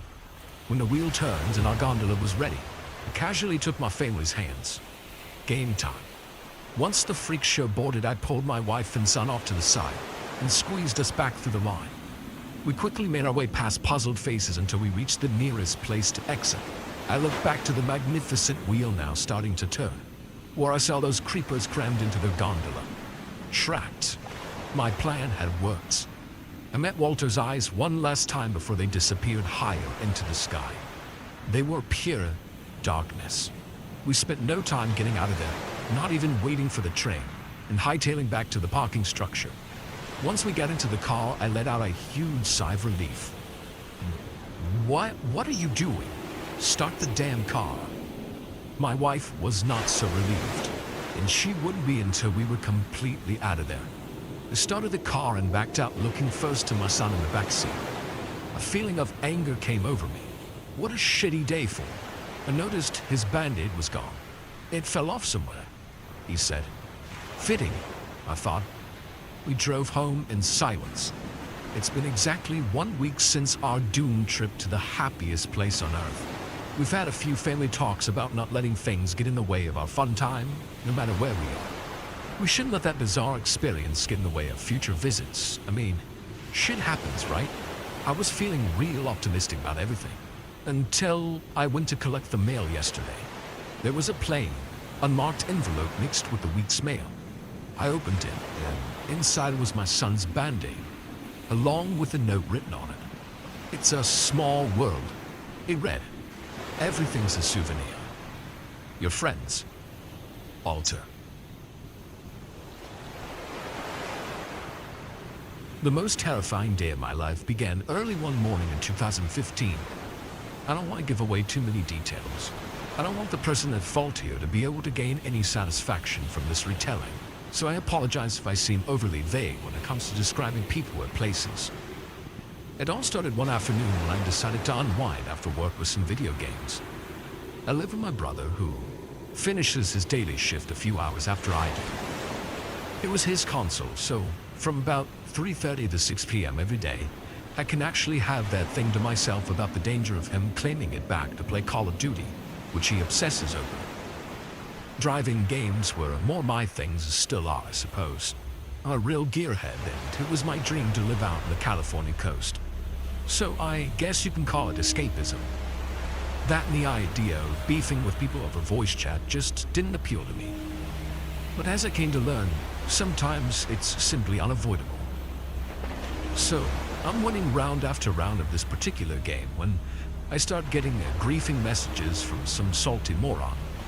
They weren't happy that I was using a setup that they called OP and demanded I change my settings to see if I was skilled enough driver as I thought I was. I sent him back a lol, told him no, and carried on playing. Next round finishes, and this time a flurry of messages start pinging their way towards me at an astonishing rate. I don't know if this guy was using a USB keyboard or whatever, but the grief came thick and fast. At the time, I just thought it was funny how anyone could get so irate over something as small as a video game was beyond me. So, as you can imagine, I just sent a few messages back telling the guy how pathetic I thought he was being. Then, the guy just rage quit, or at least I figured he had. He wasn't in the game anymore, and from what I could tell, he was either offline or had blocked me. But he did send one final message before he did. You deserve what's about to happen. Rest in pieces. I have to admit, this did creep me out a little. Although I was mainly worried about him, like hacking the console or something. Like I said, it was my brother's, and he would not be happy if someone screwed up his COD sessions. However, a few hours go by. There's no problem with the internet connection or the console. So I figured the guy was just full of hot air and was just trying to scare me. And I just sort of forgot about the whole thing. I remember briefly telling my brother about it when he got home, and he thought the whole thing was funny. But other than that, yeah, it just didn't register with me. We had dinner, watched a little TV, shared some beers, and then went to bed. The usual routine. The next thing I remember was being shaken awake by my brother. There was no light coming through the cracks in the curtains, so I had no idea what time of night it was. But as I'm slowly rousing myself from a deep, dreamless sleep, the fear I heard in his voice had my heart going from 0 to 60. Wake up. There's people trying to break in, he hissed. When I looked, I saw he had his pistol in his hand. He was deadly serious. This was no dumb prank, and I could see from the look in his eyes that our lives might actually be in danger. Everything was kind of a blur after that. He hadn't called the cops yet. He'd rushed into my room right after he grabbed his gun, so that was the first thing I did. I grabbed my phone and immediately called 911. It's in the middle of explaining to the dispatcher that we were in the middle of a home invasion that I heard my brother scream something about the guys outside being armed. They sent me into overdrive. I was pleading with the woman on the other end of the line to send help, but when I told her our street address, she seemed to get all cagey. Right when I was panicking the most, she asked me to hold the line. Instead of reassuring me something, anything to let me know the help was on the way, she literally said, "Hold the line, please, sir." And then silence. Silence until I heard the shots. 5 of them to be exact. Something that's completely burned in my memory. The distinct pop, pop, pop, pop, pop that I described to the police over and over again. Then there was screaming. My brother barking at the invaders outside. He'd shot at one of them, and his aim had been true. There was more screaming too. My sister-in-law was hiding somewhere in the house and was wailing with panic now that the shots had been fired. I was so scared I just ran to my closet, crouched down and shut the door. I tried to keep as low as possible while staying on the line with the dispatcher, but each second seemed to drag itself out into an eternity as all I could do was wait and listen. Then I heard the words that made my jaw drop and had me hanging up the phone immediately. "This is the police. Put down your weapons to surrender to the officers immediately." Not exactly what was said, but I won't reveal exactly that because they used my real name. I remember seeing my brother on the stoop outside. His hands held high in the air as a few extremely bright lights illuminated and blinded him. I was convinced they were going to kill him. I mean, the shots he'd fired, the ones I thought were aimed at some violent intruder, he'd shot at the freaking cops. Not just shot at them either. He hit one. I know he did. A bunch of times too. As far as I was concerned at the time, he'd killed a cop, and How was he not dead himself? They arrested my sister-in-law and I and took us down to the station. I had no idea what was about to unfold. I was convinced my brother was about to get life in prison for killing a cop. But the truth of the matter and how that situation ended was something I never could have expected. We came to find out that my brother was facing absolutely no charges. None. He had fired at a cop, and I was right. Had in fact hit them, but was still facing no charges. It was all because of that video game I'd been playing. The salty guy who was messaging me had somehow found out my IP, then used that to pin down my social media details, which he then used to find out my address. Then, he waited until the following morning to swat us, which he did so with horrifying efficiency. Long story short, because the cops hadn't followed protocol and announced themselves properly, my brother had no idea it was them, hence why he opened fire in the first place. The cop he shot was wearing a state-of-the-art bulletproof vest, military style with armor plates. Each round hit the plate. So other than some bad bruising, the cop was able to walk away. That night was probably the worst experience in my life, but I still play video games. Whoever it was that almost ruined our lives will never have the satisfaction of thinking he had put me off gaming. I still play, every night almost, and I will continue to do so as long as I'm able.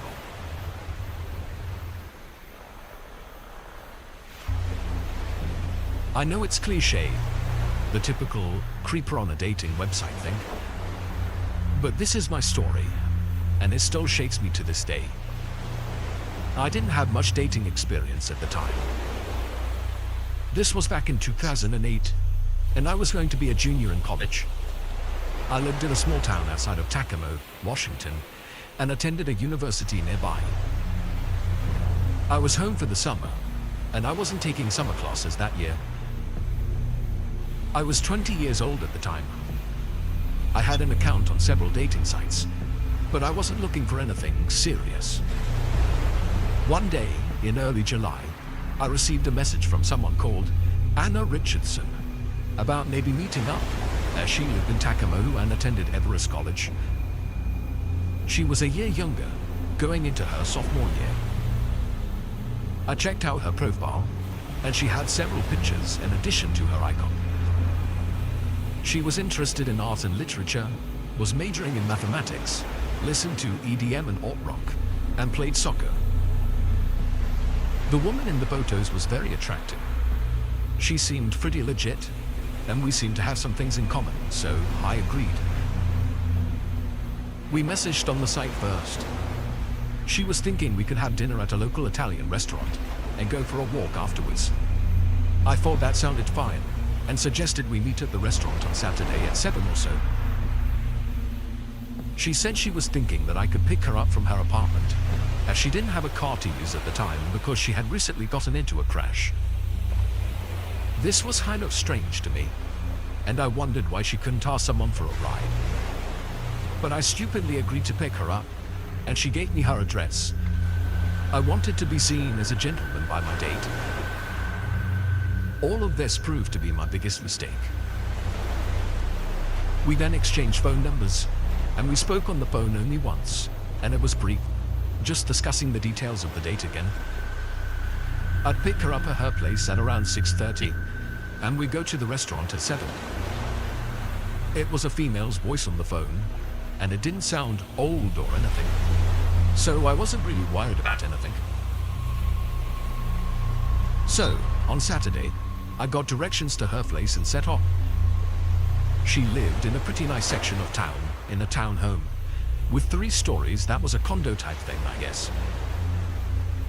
She informed me that her landlord owned the building and lived on the first floor and rented out the top 2 floors.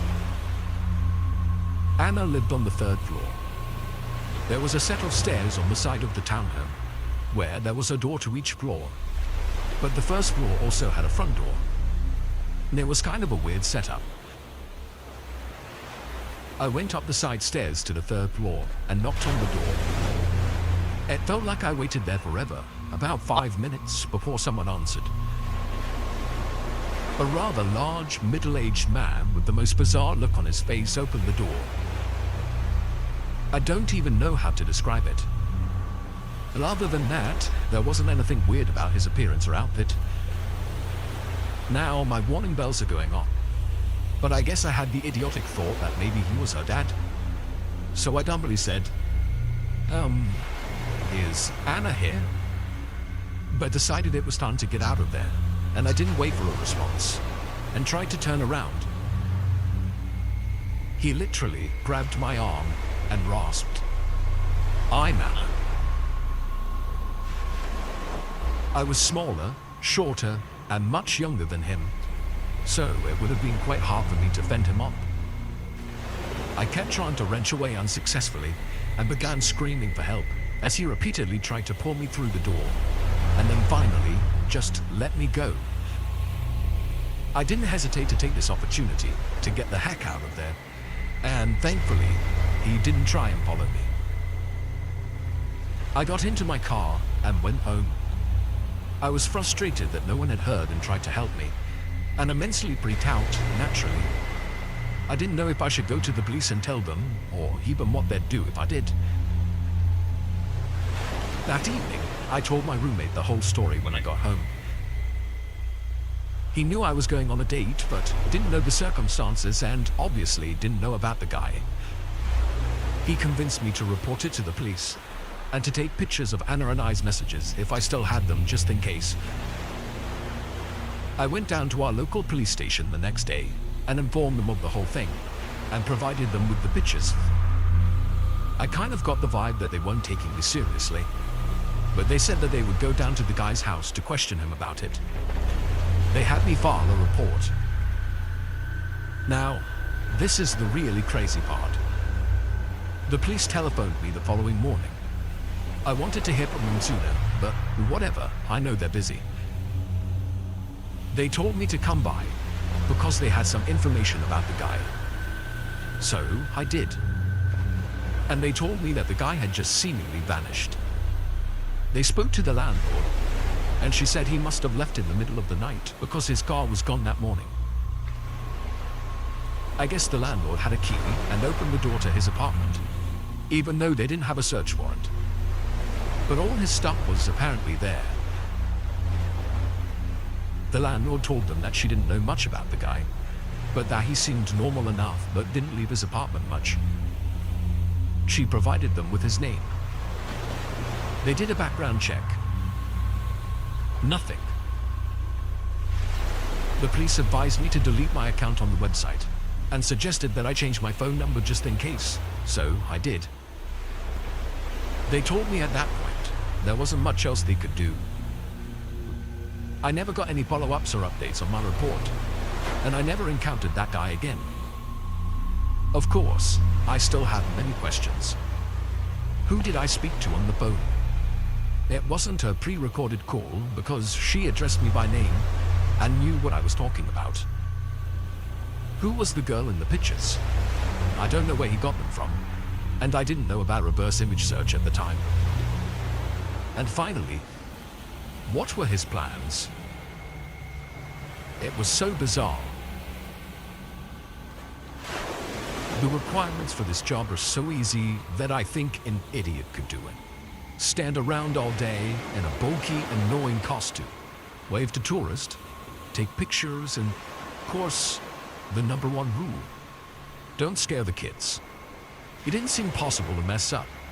Just a summer gig to get a little side hustle until fall semester. But that isn't what happened to me. My summer as a Disney-themed cast member character nearly ruined my life. And nearly ended it. I'm not trying to be overly dramatic here and say that what happened to me can happen to anyone that gets this job. I truthfully believe I was in the wrong place at the wrong time. My job was goofy. You know, that lovable talking dog that only goes yup, yup, yup in Blue Wash. I was normally around Main Street USA attraction and keeping customers busy with photos and laughs all day long. The shifts weren't bad. Money was good and the kids were mostly nice. Mostly. I think one of the strange things about being a silent actor is how often you hear people's personal lives as they take pictures or pass by. It's this built-in sense of trust, I think. They just assume you are trustworthy or ignore you maybe. Usually what I would hear wasn't anything of importance, like where they were going to go for dinner or what ride they would check out next. Few of them would say obnoxious things to me, knowing that I couldn't talk back. But I didn't care.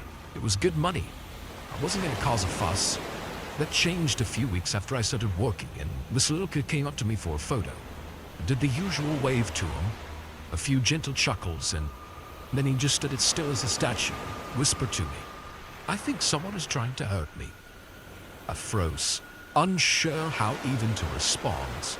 His guardians were a short distance away where they couldn't hear me, but it's not like my employee manual came equipped with this scenario. I nervously chuckled and took the picture, the brief snippet of conversation we had over an instance as his grown-ups tugged him away. He looked up at me with sad eyes as he laughed, enough to tell me that he'd been hoping I could help him out of whatever situation he was in. I was trying not to panic and ignore the nagging sense of doubt. I should have done something. I knew the longer I waited, the more likely this kid was in danger. So I took a break and called my supervisor, who was working over in the animal kingdom. "Sal, I'm sorry to bother you, but the strangest thing just happened," I told him. Briefly described the situation and asked what I should do. And he told me he would get back with me soon enough. But that just made more time pass. More chance for this kid to get hurt. Rather than wait for my supervisor to make a decision, I went over to the security office near Main Street and reported the incident to them as well. "And around what time was this?" the officer asked. "Probably 3:30, I said as they started to check the cameras in the back. They fast-forwarded the tapes until I pointed my finger at the image and said, "That's it, right there." I was a little relieved to see that as we checked the tapes. The family hadn't left the parks yet. That meant there was still time to act. It's not like they're trying to act suspicious or anything. They've gone on rides, buying collectibles. Normal stuff. The guard said. My boss added to this with a call that told me no missing persons had been reported in the last 48 hours. I looked at the images again, concerned that neither of them were taking this seriously. "Shouldn't we at least check this out and make sure they aren't up to something?" I asked. "There isn't any reason to interrupt their family vacation. If we hear other reports from across the park, maybe then. I'm sorry." The boss said. Maybe it was because I was new and didn't understand how any of this worked. But it felt like they were basically treating a kid's safety as less important than the money they were making from the family in the park. We couldn't possibly be that expendable, could we? I made a mental note of the last location of the family, the Jungle Cruise attraction. I told them both thanks for at least looking into the matter. The truth was, I was determined to go find out whether this kid was in danger or not, once and for all. First, I returned to my dressing room and got my goofy costume. No one pays attention to mascots. If I got to the ride and went on it to find the family, no one would bat an eye. I knew leaving my post might get me fired, but I didn't care. I was positive the kid's life was on the line. When I got to the Jungle Cruise, I asked the ride operator if a family had gotten on the ride in the last 15 minutes and had gotten off. He gave me that half-interested look and told me he thought I was pulling a prank. "Please, check," I insisted. He brought in all of the boats a few minutes later, and I saw traces of blood in one of them. They must have slipped away off the ride.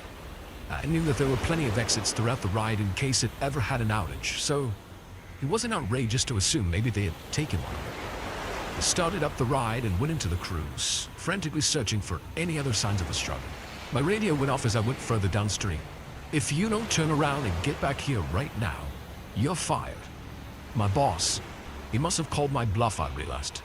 At the same time, I heard a muffled scream and looked up between the various jungle brush, just in time to see the kid struggling to escape the woman's arms. "I'm on my way," I shouted, climbing off the boat and jumping to the shore. The kidnappers looked at me like I was insane as I climbed over the equipment to reach them.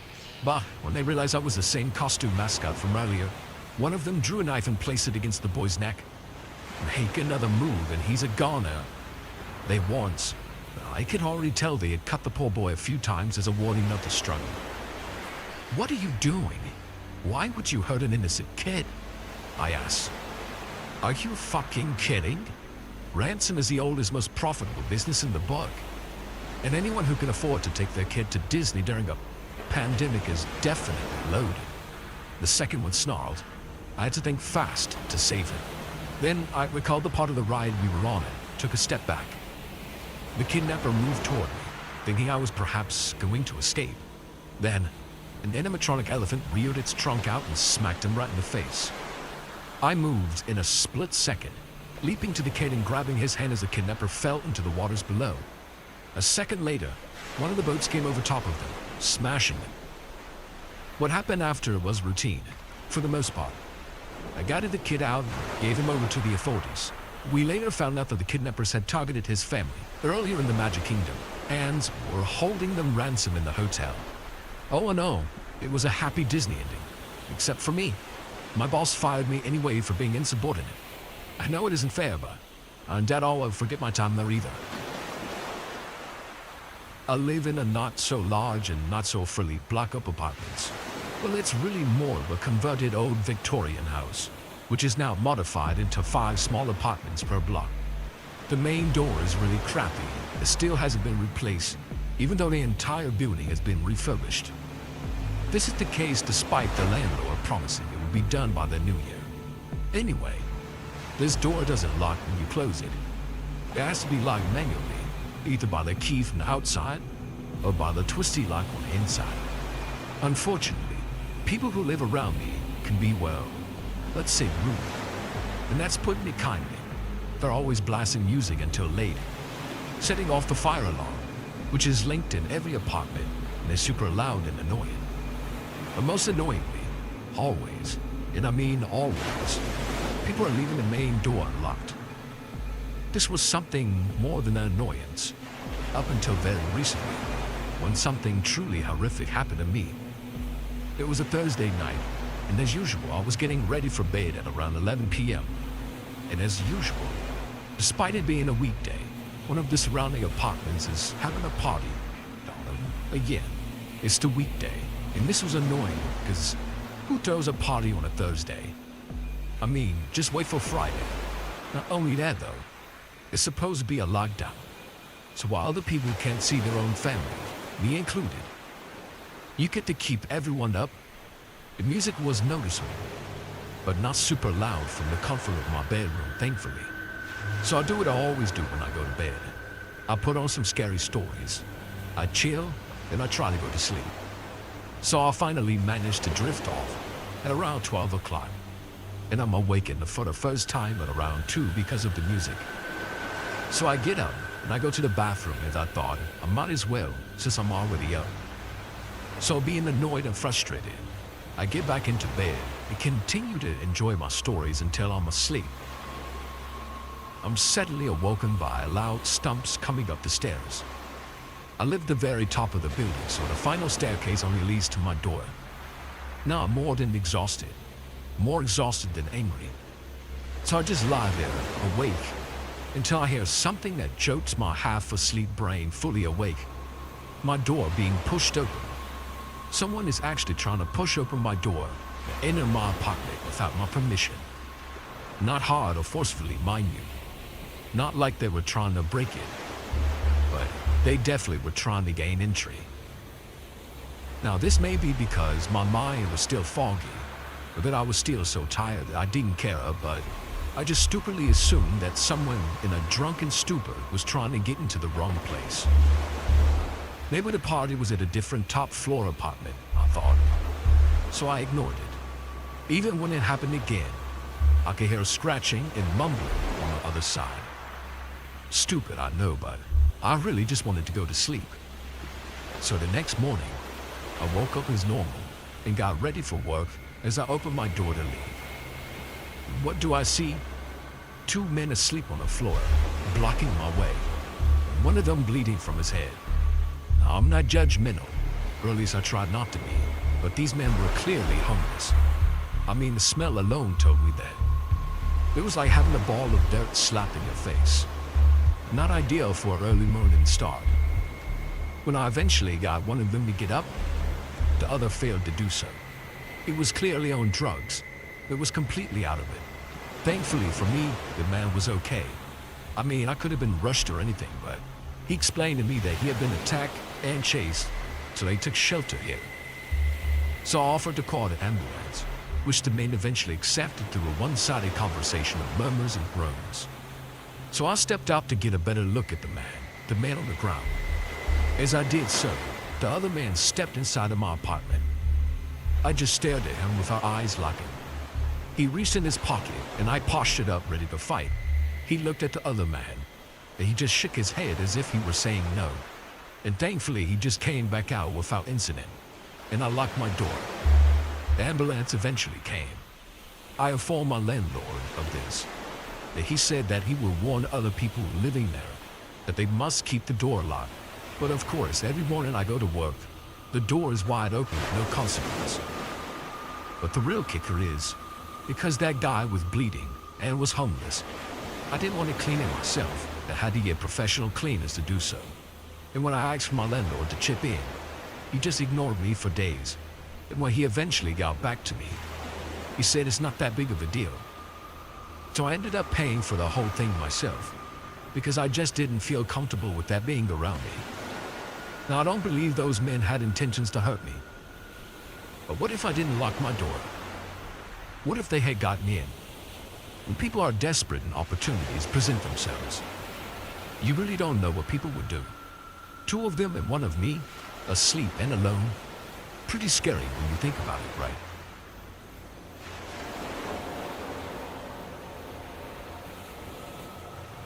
This happened quite some years ago, when I was around 15. Have you ever experienced this in the past, when walking by an abandoned building, getting that overwhelming urge to explore? This is what happened to me. My friend told me there was an absurd abandoned building, which was not so far away from where I lived. I didn't know what he meant by absurd, but I remember being as excited as, well, a schoolboy. My friend told me about this place the day before the start of summer vacation. We were both excited and eager to check the place out, so we ended up visiting the abandoned building straight after school, with some kids that we weren't even that friendly with. It took a long time for the kids to all gather outside of the school. When all 8 of us had actually arrived, the sun was beginning to go down. We followed my friend who knew the way like a row of ants. When we actually got there, I remember feeling very disappointed. I was expecting a house with the roof rotting away, the windows smashed, the kind of house that screamed, "I'm haunted." In reality, the abandoned building was quite clean. The only strange thing about it was the location, as it was slightly out of town in the countryside. All of the other kids seemed to be disappointed too, but having come all this way, we decided to explore the place all the same. After some discussion, we cautiously entered through the back door. Looking inside, there were strange things lying all around the place. Beakers, cylinders, microscopes. They were the kind of things you expect to find in the science room at a school. We figured there was no way this was a normal house. But what grabbed my attention the most wasn't the strange instruments lying all around the place, but the massive bookshelf stuffed from end to end. There were also a few books lying in a pile in front of the shelf. It was obvious that someone had recently messed around with some of these books. We soon found out who the culprit was. It was the friend who had told us about the building in the first place. He asked us all a question. Do you know why I said this place was absurd? He pointed towards a specific book and told us to open it. We did, and gasped, horrified. The book was filled with pictures of dead men and women, some with their skin peeled off. Even the friend who had seen the book before became silent and looked uncomfortable. But at that moment, I realized something. Isn't this just the house of a doctor? Although still slightly scared, there was a murmur of agreement from the group, and as it so often does, logic and reasoning help relieve some of the tension built up from the fear of the unknown. While the rest of the group looked through other books in the bookshelf, I decided to explore some of the other rooms in the house. The kitchen, living room, bathroom, toilet. After looking through the whole of the first floor, I realized that the person who was living here must have been extremely well educated. It was the style of the house.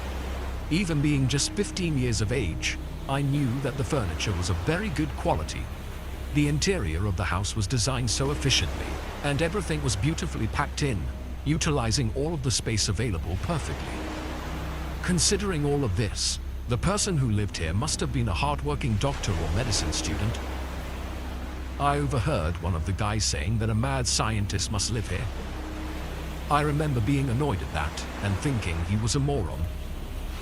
The group quickly became bored of looking through the books, and since it was getting late, we all decided to end the exploration for that day. However, as we continued to explore the first floor, we realized something strange. Even after thoroughly exploring, we found no stairs going to the second floor. But it was obvious when looking at the house from the outside that there was indeed a second floor. Using our small brains, we figured that there would be a flight of stairs outside of the building, but there wasn't. One of our friends found the remnants of perhaps a stairway. If there had been stairs there, they'd definitely been taken down. One of us suggested that perhaps there was something hidden on the second floor. We all made fantastical suggestions as to what could be up there. This immediately sent us into an excited frenzy, and all thoughts of going home vanished from our minds. There was a widespread consent. We just had to see the second floor. We figured that entering through the outside would be easier. We looked around the building and found some pipes that would be easy to climb. To see if it was safe, the best tree climber of the group went to test out the route. That was me. It was easy to climb, but something came to my attention which alarmed me. You couldn't see anything through the upstairs windows. They'd been covered up by newspapers and marker pens, so that barely any light could shine through. As everybody climbed onto the roof of the house, I told them about the closed-off windows, and this seemed to frighten some of them. A few of them decided to go back home. Those were the smart ones. Those of us who stayed behind took a vote on whether we should enter the second floor. In the end, curiosity won. As I led the way to the window, I was half happy, half in deep regret of the decision. There was no choice now, though. I had talked the big talk about checking it out, and I didn't want to look like a coward by backing out now. I summoned all of the courage I had available, and I swung open the window. I gasped. Right in front of me was a woman in a swimsuit with a large grin plastered on her face. I screamed and thought my heart was going to stop, but then my friend began to laugh at me and patted me on the shoulder. It was just a poster. Everybody laughed. I remember feeling so relieved I couldn't even be bothered to get angry. I looked at the poster again as I tried to enter, and something caught my attention. There was lipstick on the poster where the woman's lips were. Although I thought that was strange, I entered the house, and the guys followed me in. I found myself in an understandably dark and damp passageway. Up until that point, I had thought the individual who lived here was intelligent and had good taste. As we moved further in, the abnormality of the previous resident became more and more apparent. Along the passage were pictures of girls in bikinis and other infatuating costumes.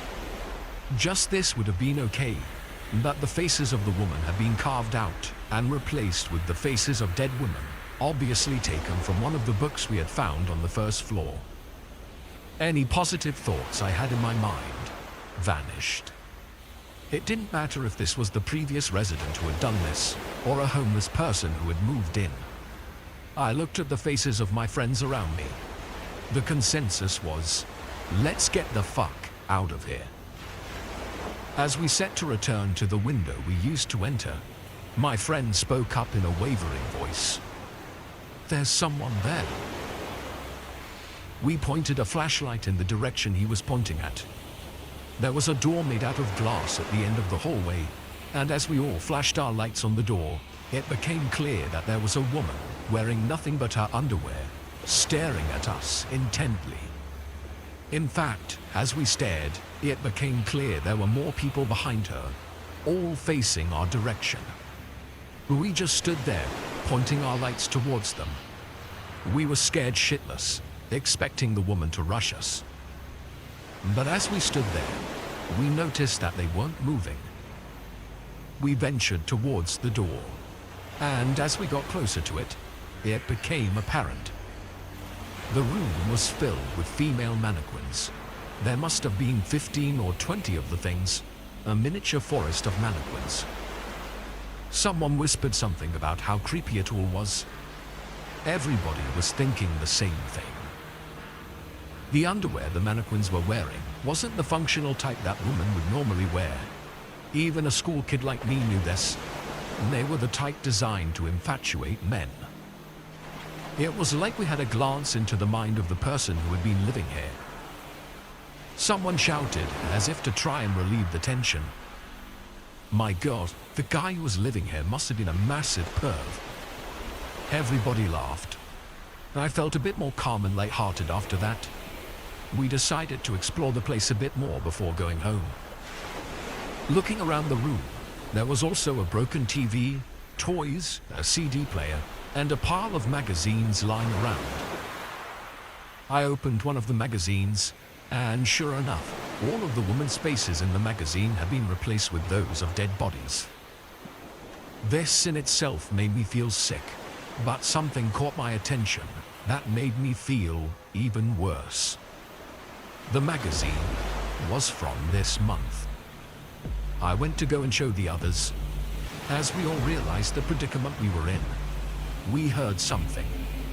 A faint sound of something moving.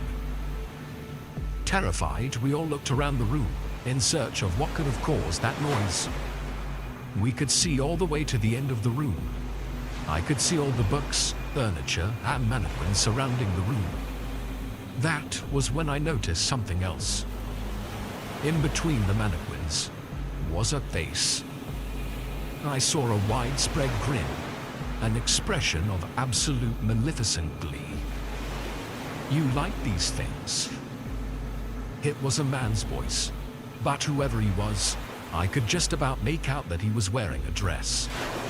Someone let out a scream. We all started to panic and ran straight towards the exit. I was the last one out. As I jumped through the window and onto the roof, I heard him speak again. You like. When I heard that voice, I felt goosebumps rage all over my body. All I remember after that was jumping off of the roof and bolting for the hills. The kid who lived closest told his parents the events of that night, and the next day, the police went to investigate the building. By the time the police arrived, the building was empty. They checked again the following day, but the house was completely lifeless. The man in the house was never found, and the house itself has since been demolished. I once visited the place when I was older, but there was nothing left to see. It was as if all of us had imagined the incident of that night. Even now, when I see an abandoned building, I get the creeps. I live in a not so large and not so frilly block of apartments. Well, it's really more of a converted old Victorian house, which is now modified into 5 small apartments per block. The main door is really crappy. It still hasn't been replaced, even though the entire building has been refurbished. This is the case despite the landlord promising it would be done by the new year.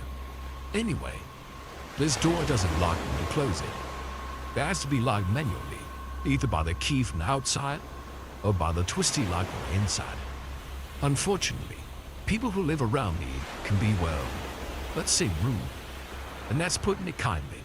They're always blasting music until late, setting off the fire alarm, which is linked in every apartment and is super loud and annoying. But most annoyingly, always, and I mean always, people are leaving the main door unlocked. This was something more than an annoyance, up until very recently, when something truly horrific happened to me. It was a Thursday night, and as usual, I was getting ready for bed at around 11 p.m. And as usual, despite it being a weekday, one of the surrounding apartments is having a party. Yeah, it's the weekday, and this was annoying, because who throws a party on a Thursday? I mean, just wait for Friday. Not only that though, it's supposed to be a lockdown, so while other people can't see their own family, me included, you get to keep everyone up. Music was noticeable. but not super loud from the comfort of my bedroom, thankfully. So I do what I always do when I go to bed. I put on some scary stories. I chill, and I try to go to sleep. So I finally managed to drift off at around 12 o'clock, and I'm awakened for the first time at around 2 because of the music. So I get up, and I go to the bathroom, and I thought, I might as well, since I'm already up. So being annoyed and frustrated, I get back into bed and continue to enjoy my stories until I'm asleep. I'm suddenly awoken by loud stumps coming up the stairs. I live at the very top of the building, so the final staircase only leads to my door. Now I'm more than exhausted, more exhausted than angry. So I just lie there, awake, until I hear something that jolts my half-asleep brain fully awake. My door being pushed open. Someone is actually trying to push open my door and enter my apartment without my permission. Not hard or forcefully, mind you. Not like they were trying to break it. But they definitely were trying to gain entry. Now this may be because my mind was still foggy, or that I was still so tired that I didn't care, but I just stupidly assumed that someone in a drunken stupor was trying to get into the wrong place. Maybe the party was at a different top floor apartment, I thought. So I ignored it. Even when it happened again, I could hear scratching and mumbling on the other side. Stupid, I know, but I really just wanted to go to sleep. So the next morning, I woke up as normal and got ready for work as I opened my door to leave. What do I see? 2 men asleep on the floor, blocking my way. One of them bleeding from his head. I'm not judgmental, or at least I tried not to be, but these men were clearly homeless. I mean, the smell alone told me that. It was like having a ball of dirt slapped in your face. Not ideal for an early morning start. When I eventually got one of them to get up, the other failed to do so. He was clearly on drugs. It was completely out of it. Thankfully for me, the man was okay. I mean, I could have been rushed or anything, but he explained to me that he had been attacked and chased, so they took shelter here. So I offered to call an ambulance, which the men eventually accepted through a one-sided conversation of murmurs and groans. So I stepped up to get a better look at the man on the ground. As I did so, the other man stepped inside of my apartment. I just stared at him with our eyes locking. He reached in his pocket, and I postured up ready to fight. He looked at the other man, and he just shook his head as if he were saying no. And thankfully, he just came back out without incident, and I locked my door. The ambulance eventually came. I informed my landlord of this, and he said that he would warn other people living there that they must keep the door locked. But of course, every morning I go to work, the door is wide open with no consequence. But the real kicker is, because that guy was bleeding and was homeless, I didn't want to clean it myself and had to get professional cleaners to do so. And when I asked my landlord to chip in, he just ignored me for days. And when he eventually got back to me, he said it's not that big of a deal. So I ended up paying for the whole thing myself, because I just didn't feel comfortable with that being around me. Now, I don't believe those men had intentions to hurt me. But what if I didn't lock my door? What if they had gotten in? When people are desperate and opportunities present themselves, you really don't know what people would do. 2 of them and 1 of me, asleep and alone. Pretty scary when you think about it, right?